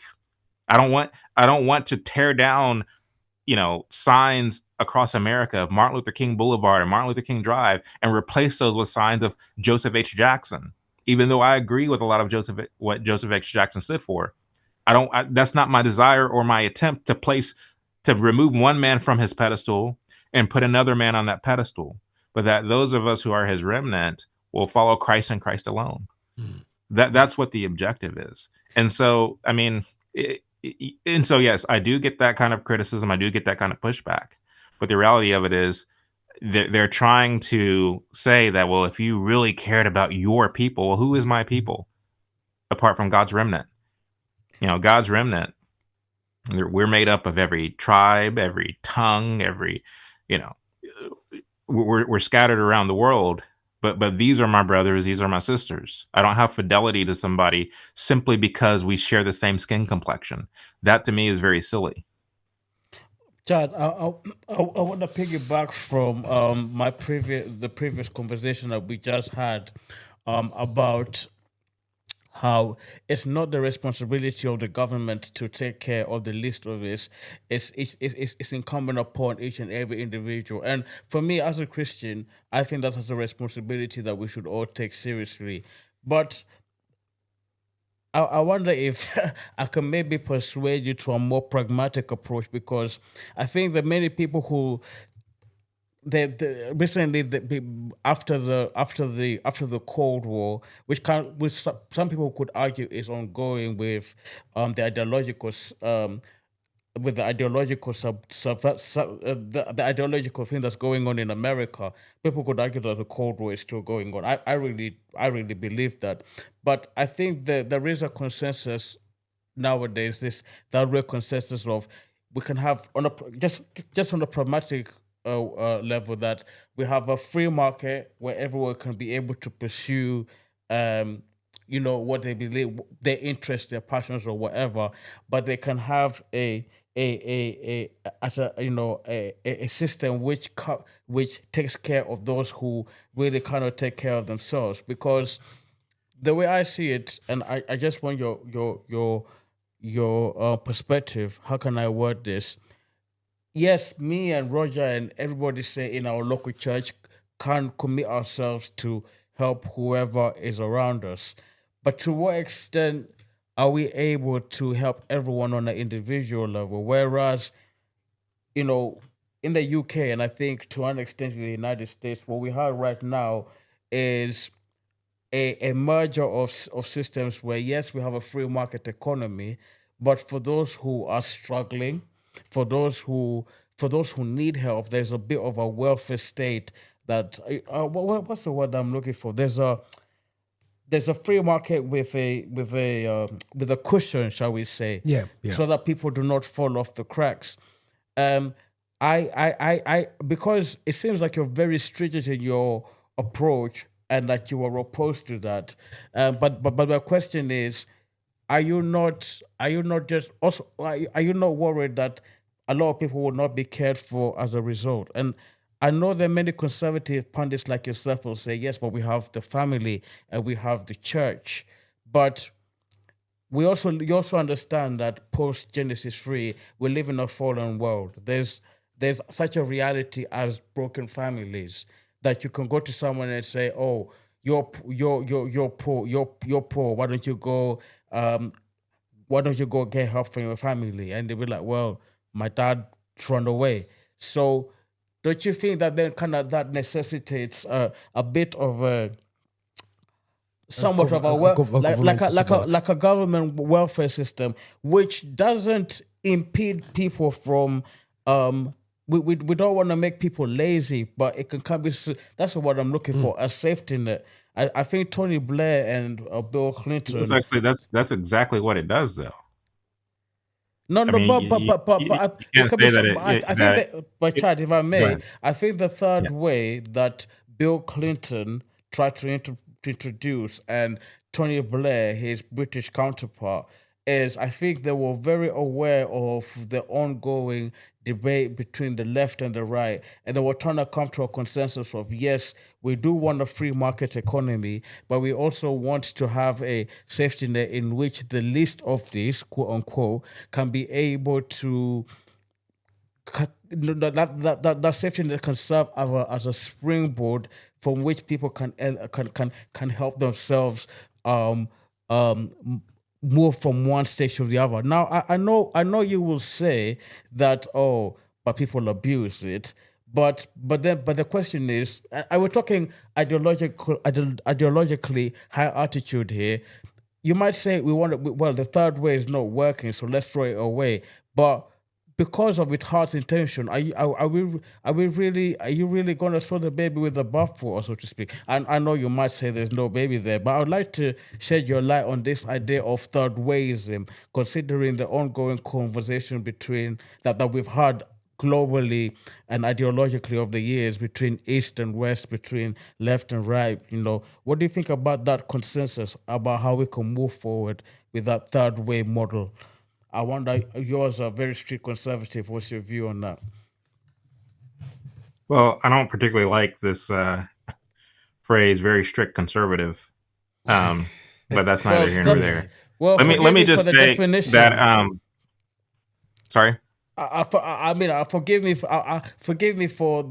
you employing the wrong words to define, but I think you know exactly what I mean. Chad, you're being cheeky now. I know you know exactly what I mean. No, I do. You know what I mean, Chad. But what's your answer though? I just don't want the things that I'm saying to be relegated to, oh, those are just conservative views. Yeah. Because that's not the heart from which I'm coming. But that's neither here nor there. Let me first just say that I really thank you, the two of you, for the questions that you're asking and for the pushback that you're offering. I think that this kind of discourse is sorely needed today. Mm-hmm. Appreciate it. So, and I mean that genuinely. So the fact of the matter is, make sure to big us up after the end. Yeah, on your Instagram, social media, be sure to. Oh, no. Here's the thing. I welcome questions. Like in a constitutional republic like we have in the United States, or we're supposed to have, I think we're a far cry from that. But in a constitutional republic, questions are necessary. They're required. You're required to ask questions of your elected officials, of the so-called expert class, the people who run society and the social engineer. You're required to ask questions. Unfortunately, we haven't asked the right questions for years. But even those of us who ask questions we need to have questions asked of us. So it goes both ways. And it will be a dereliction of duty for me to run for the hills the second questions start coming my way. Like I should be made to answer questions too. In the same way that I'm asking questions, I should be made to answer questions too.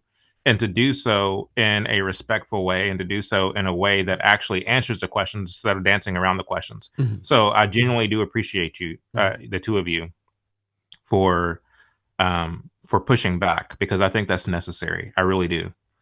My answer to your question is that when it comes to benevolence and when it comes to what should we do for the least of these from a government perspective or from a policy making perspective, what tends to be missing from the equation and from the conversation is the agency of the individual.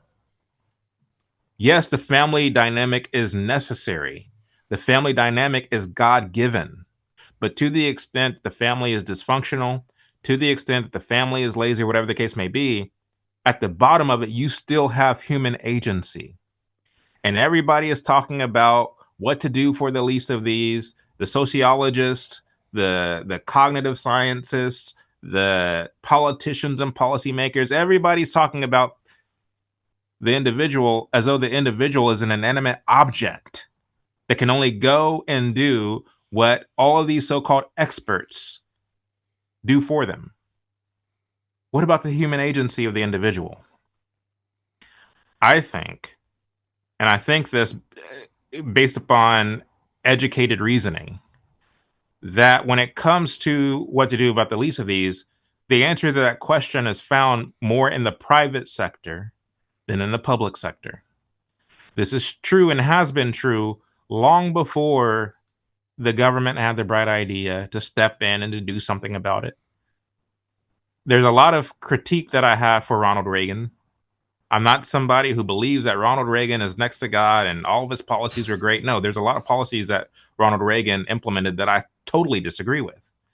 But one of the things that he said that I think is absolutely spot on is some of the worst words you'll ever hear is "I'm from the government and I'm here to help."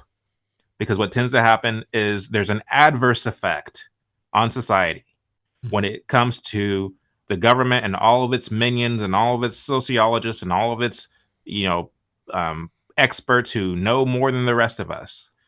There's an adverse effect that happens in society when the government steps in and broadens itself, expands its authority at the expense of the individual. And we've seen this happen time and time again. To the extent that the government gets in and passes more policies, passes more legislation, things actually get worse. They just do.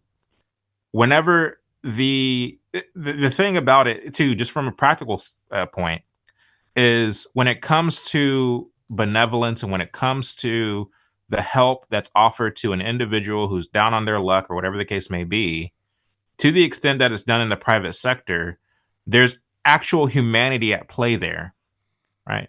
Because you have people who start nonprofits and people who, start churches and whatever the case may be, who are helping the least of these because they actually want to.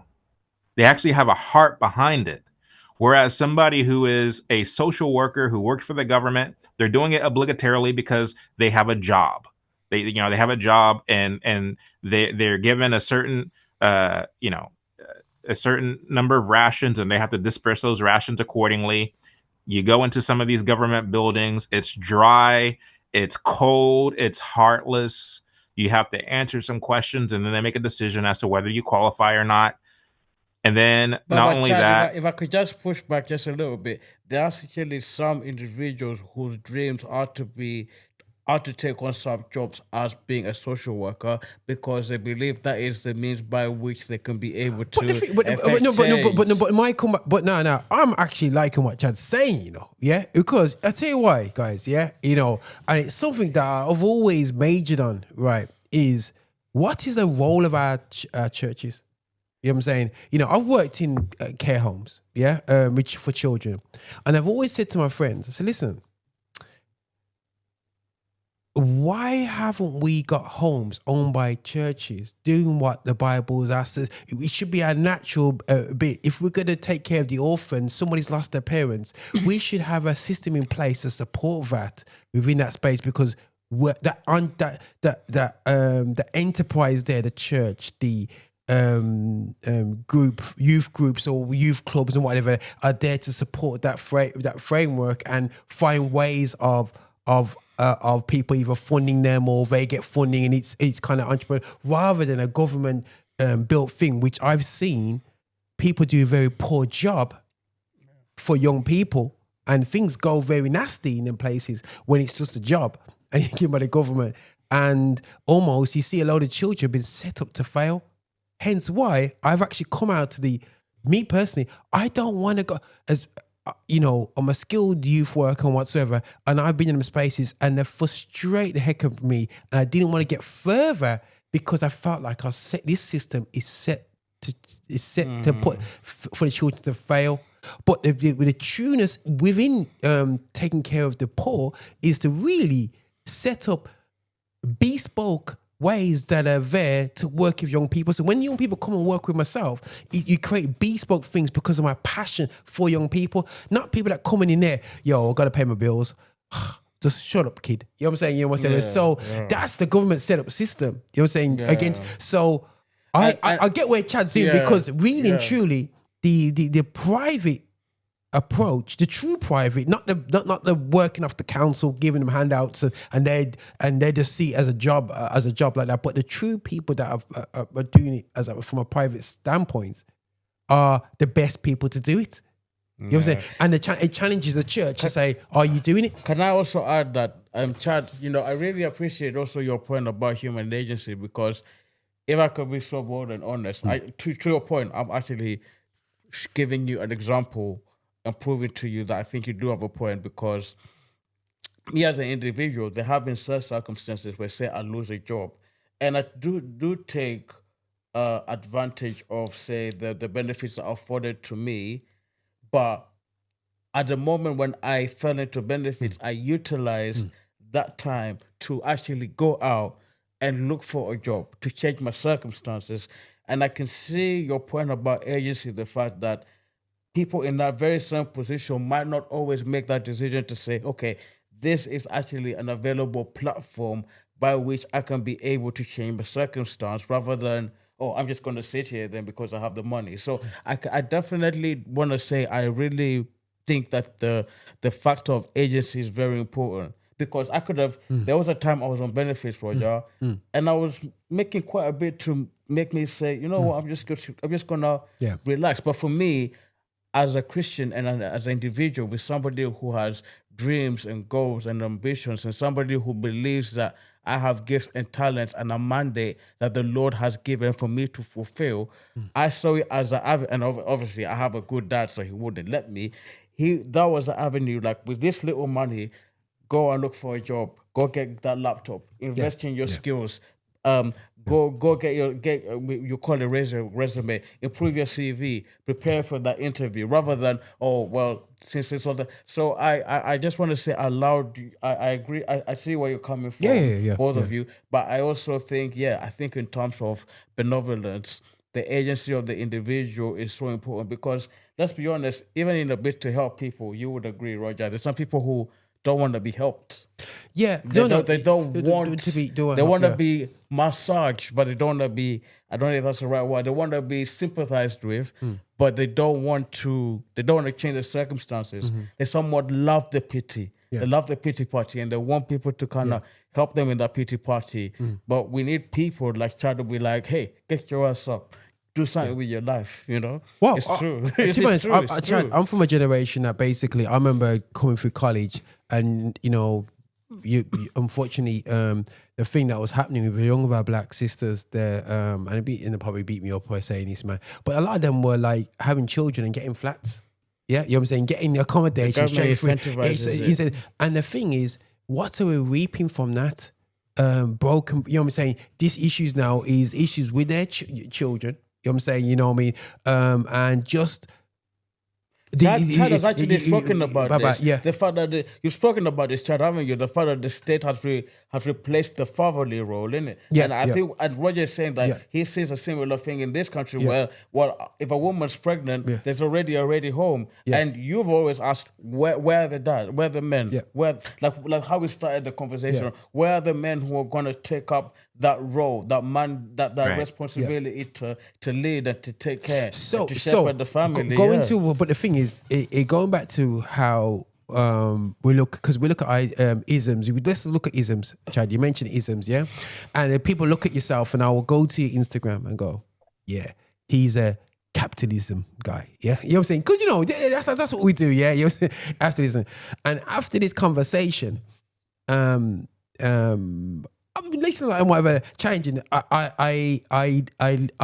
understand where you sit in the spectrum in terms of not even in the spectrum itself, but you almost sit saying, okay, right, you know, where you sit in terms of I like the way you use that word free market, because the way you said you never used free market loosely, you used it very in a purposeful way. Once you said that and I pinned back, hold on, this is free market in its space.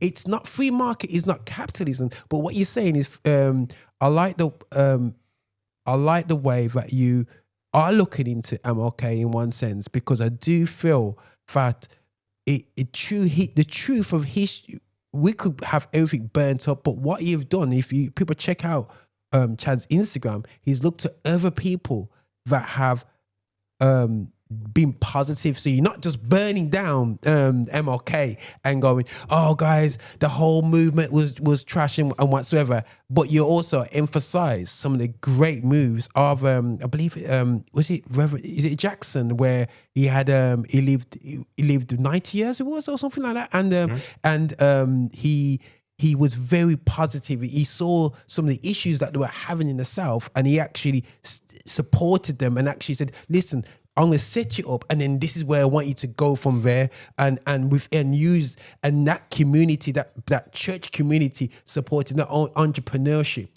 as well as, from what I could tell, from what you were saying. And we need to see more of that. Yeah. You know what I'm saying? We need to see, okay, black churches, yes, you're walking up and down the street. That's what that's what you're almost coming against. Stop going out there and walking up and saying Black Lives Matter in one sense. But why don't you say how can we get our sons from going into prison? How can we get our sons engaged into work and off the streets? What can we do? Not just. I think I definitely appreciate Chad's impulse. Whereas I wouldn't go all the way saying we shouldn't have a welfare state or a safety net. I definitely believe that we have a responsibility and we have agency. We've had a wonderful conversation, and I think we want to segue and end this conversation and maybe talk a little bit about the recent events. As somebody who's like a growing key political commentator, it would be worth getting 2 cents on some of the things that have happened recently. We talked about one of our episodes, Chad. We talked about, of course, the sad passing of another key political commentator, Charlie Kirk. The question that we have for you is, in the wake of Charlie Kirk's tragic death, how do you see the conservative movement evolving and devolving? And obviously, there's some things I'm sure, as somebody, you have some friends there. There's been some divisiveness and, dare I say, craziness. But what's your assessment of things in that regard? Yeah. So before I answer that question, I just want to clarify something real quickly. So I wanted to just really briefly touch on capitalism, because I mentioned it earlier, and I said that there's a reason why I don't position myself as an advocate of capitalism, because I focus on those last 3 letters, the ISM, really connoting a doctrine of the pursuit of capital above all else. This whole binary of capitalism and communism, and you have to have one or the other, is basically a lie.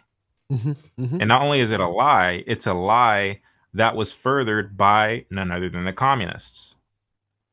And this word capitalism or capitalist was initially meant as a derogatory slur against people who have money, people who are wealthy, business owners, the so-called ruling class or the industrial class.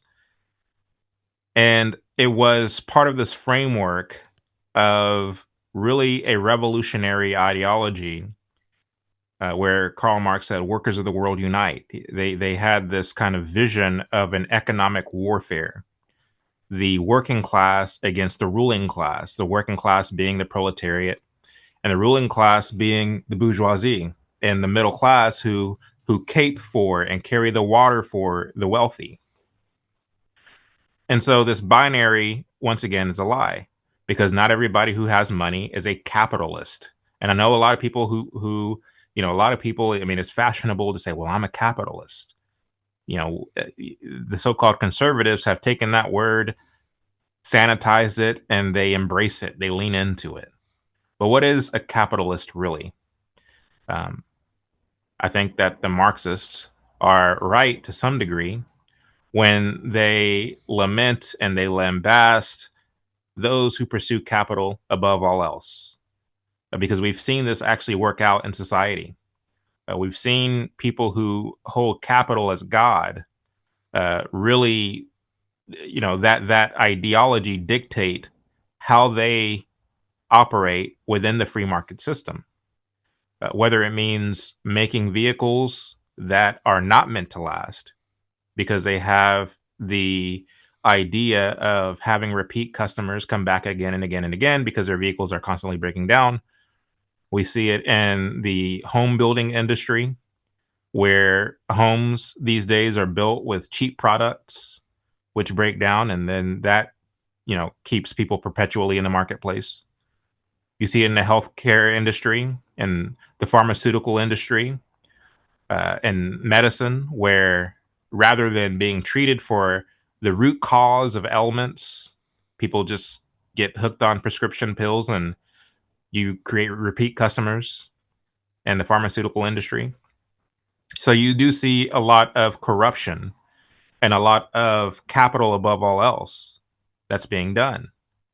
But what do you do about those people? What do you do about the capitalist? Because not everybody who's wealthy and well-moneyed are capitalists by the definition that I am positing here. You have a lot of people who have the gift of making money, who are good stewards of what they have. They're like the person who was given the 5 talents and doubled them, not through nefarious means, not through dishonest means, but through honest means, making good quality products, employing people, giving them good benefits, and treating them well in the workplace. You have individuals who are wealthy and who don't treat their employers well, or employees well, who give them faulty benefits and who make poor products that and corner markets and monopolize markets, making it to where the consumer has no choice but to buy their product. You see some predatory issues going on in the marketplace. What do you do about these people? The person who wants to see the free market system prevail has a different answer than the communist.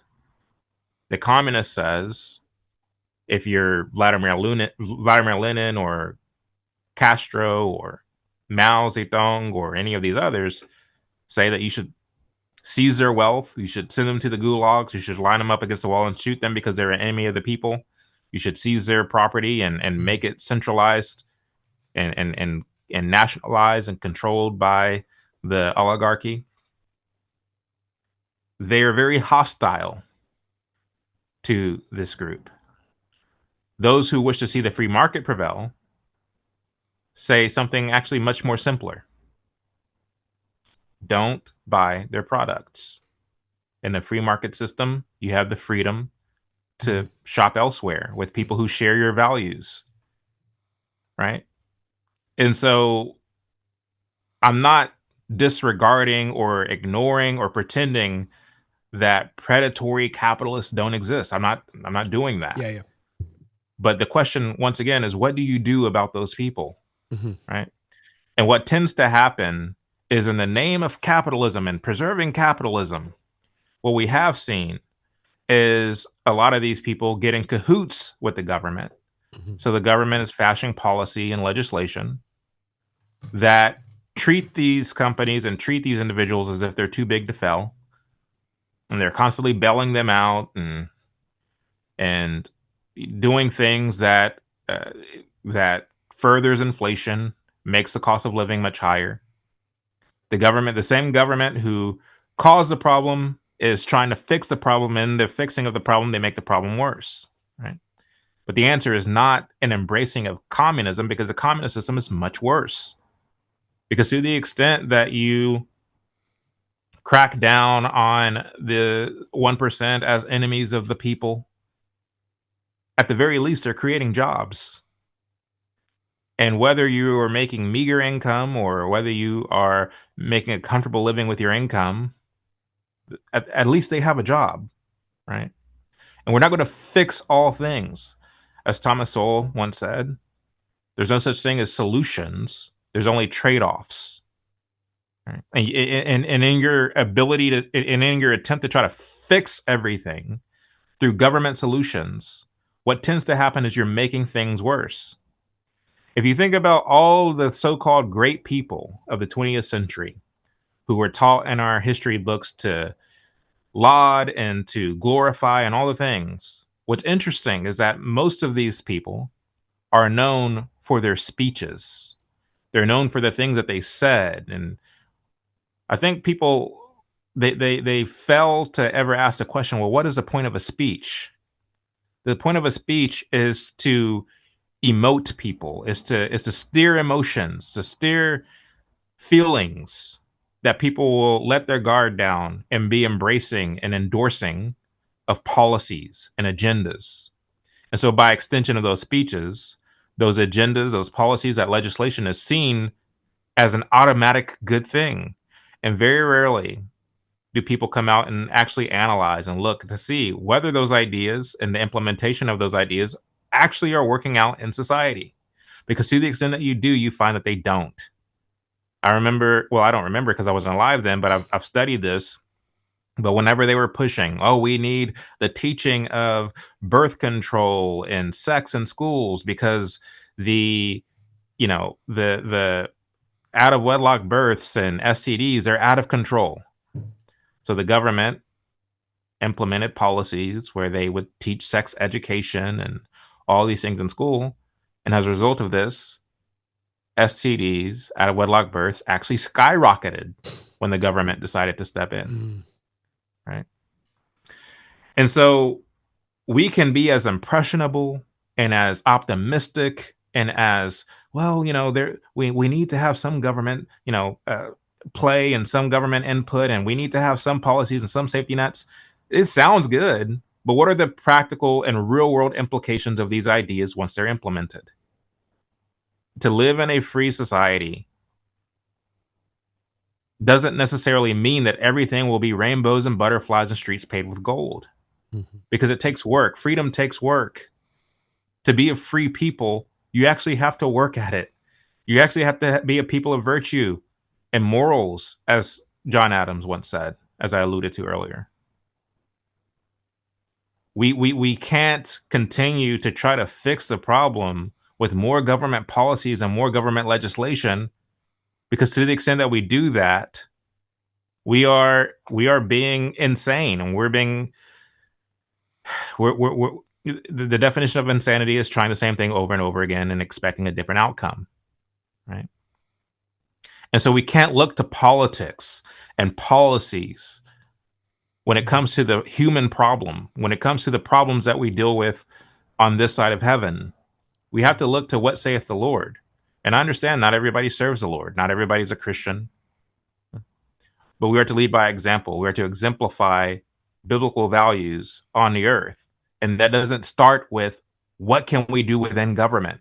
That starts with what can we do within ourselves? What can we do within our homes? What can we do within our church? What can we do within our local community? To be that light, that shining light, to be the salt. To the extent that we're not being the salt, the Bible says that we're good for nothing but being trampled under the foot of man. And I mean, this isn't a rehearsed line. I'm basically speaking from the heart.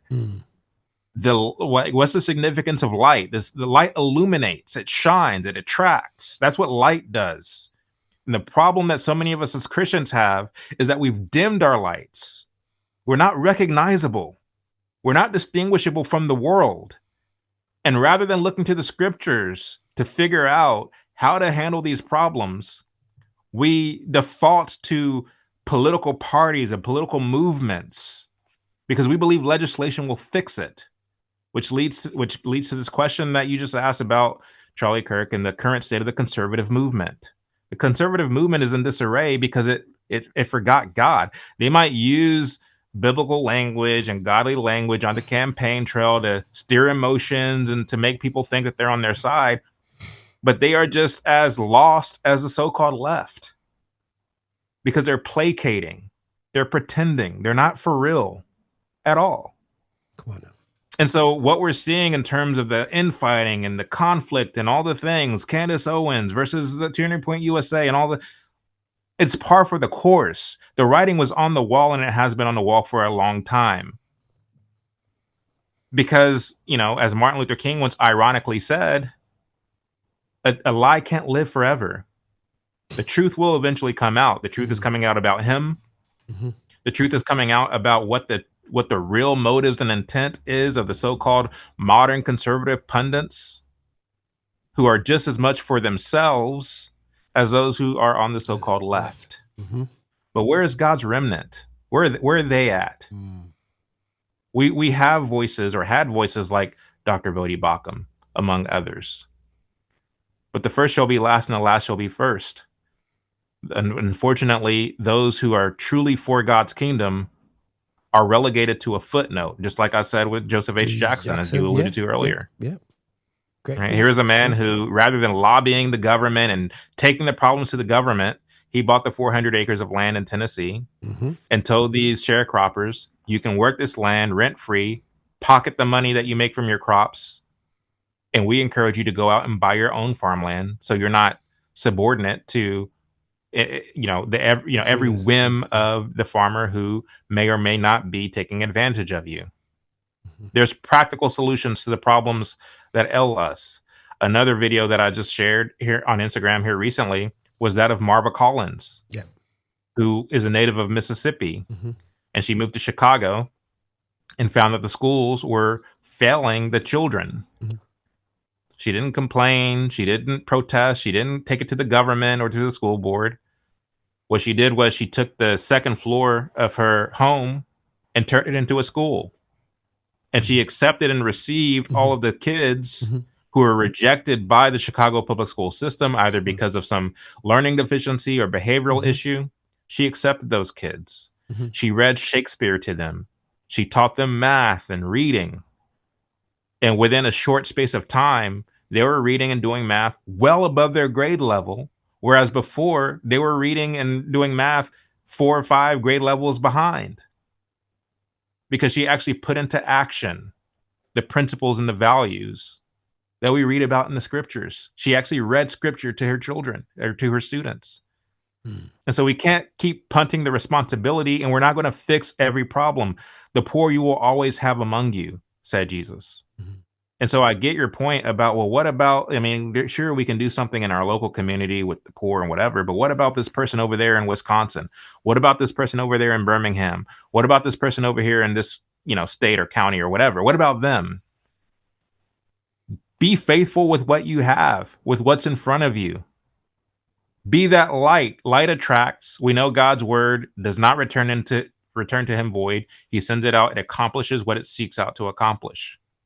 I, for one, when I travel this country of ours and I see certain communities, certain Christ-centered communities doing certain things, and they're actually being the light, it's working within God's providence, because I think, I can actually be doing that in my community. And I take it back and I try to implement some of those ideas and some of those practical salt and light things that I'm seeing. And so in a roundabout way, what they're doing in Moscow, Idaho, is actually being implemented in Dallas, Texas, however many hundreds of thousands of miles away. I mean, Moscow, Idaho is up at the west, the west, the northwest portion of the country. I'm all the way down here at the bottom of the country here in Texas. And the people in Moscow didn't have to worry about what's going on in Dallas. All it took was for me to see it and to bring it back over here. So these things are accomplishing, and they're working their way out in God's timing. And it's not, you don't have to be in Moscow, Idaho. We need to go to the federal government so that way the people down in Dallas, Texas can be affected and be helped. No, we are called to go to the ends of the earth and you don't have to physically go to the ends of the earth. You can just work within your community. People see it. You're being that light. You're being that salt. It's attractive. People take it. They're drawn to it, and they go and implement it elsewhere. So we don't have to be everywhere all at once. We're not omniscient. We're not God. We are to make ourselves vessels to be poured in by God and then poured out. That's how this whole thing works. And so we don't have to have these big grandiose ideas, these big, overarching sweeping ideas where we begin to include the government to coerce our unbelieving tax-paying neighbor to do what we are to be doing as the remnant. Mm-hmm. And so for me, again, I don't align with the modern Republican Party or the modern conservative movement, because oftentimes what you find is that they are at odds with those of us who are truly God's remnant. Mm-hmm. So that's hopefully that answered your question. I think that's a great way of ending, man. You know what I'm saying? Because and I giving me a lot to think about. Yeah. No. A lot to think about. Yeah. To be honest, Chad, there's a lot of things which I totally get where you're coming from, and you brought a lot of clarity for me, because when I looked at myself in terms of the political spectrum, I struggle to see, when you come to voting and you're thinking, if the elections were on tomorrow, how would I vote? Who would I side with, whatever? Because it's absolute craziness. But this conversation has helped me as a Christian, and this is why it's good for men to talk, and like you said, to have this conversation. And I hope people, when they listen to this conversation, we hear three men having a conversation, coming into the space from different angles, and actually going, oh, I got food for thought here. For me to go back and actually, when I have conversations outside of here, I can bring the context of other viewpoints and other angles. And I think so often we are very toxic in the way we approach different approaches right now. And I just appreciate this space that we've created today to have, not to come in and says, I'm going to throw curses at you because you're going to destroy my idol, Martin MLK himself, but to come on, let's talk and let's reason. Let's reason this out. And I think it's amazing, and we do appreciate this time. Definitely. I don't know how you want to end it, bro. You know what I'm saying? But Chad, it's fantastic. Chad, thank you for taking the time to have this conversation.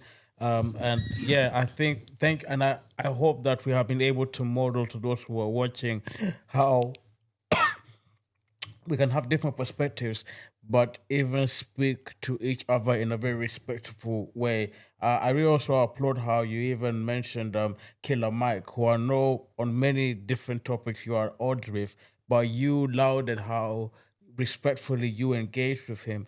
And that's the purpose of Ideologies. We talk to people who have different perspectives, but to model that spirit of civility, because as you're aware, we live in a very divisive age where people are demonizing people they disagree with.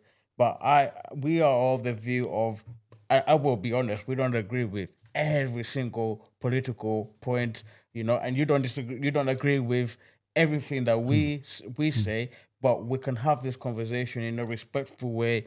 And but we are the remnant. Let's be real. We are the remnant, and there's got to be ability to actually have this conversation.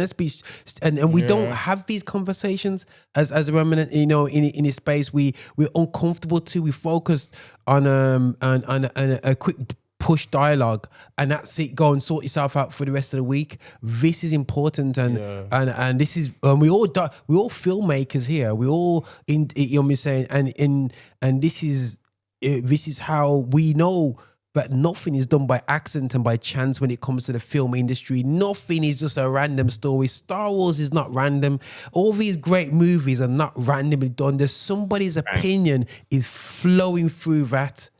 And we have to, as creatives, as documentary filmmakers, is to put content out there, but to know that people know that there's an integrity to what we're doing. And it's not just, I want to do this because I want to get more likes. And that's not how we should move in this space.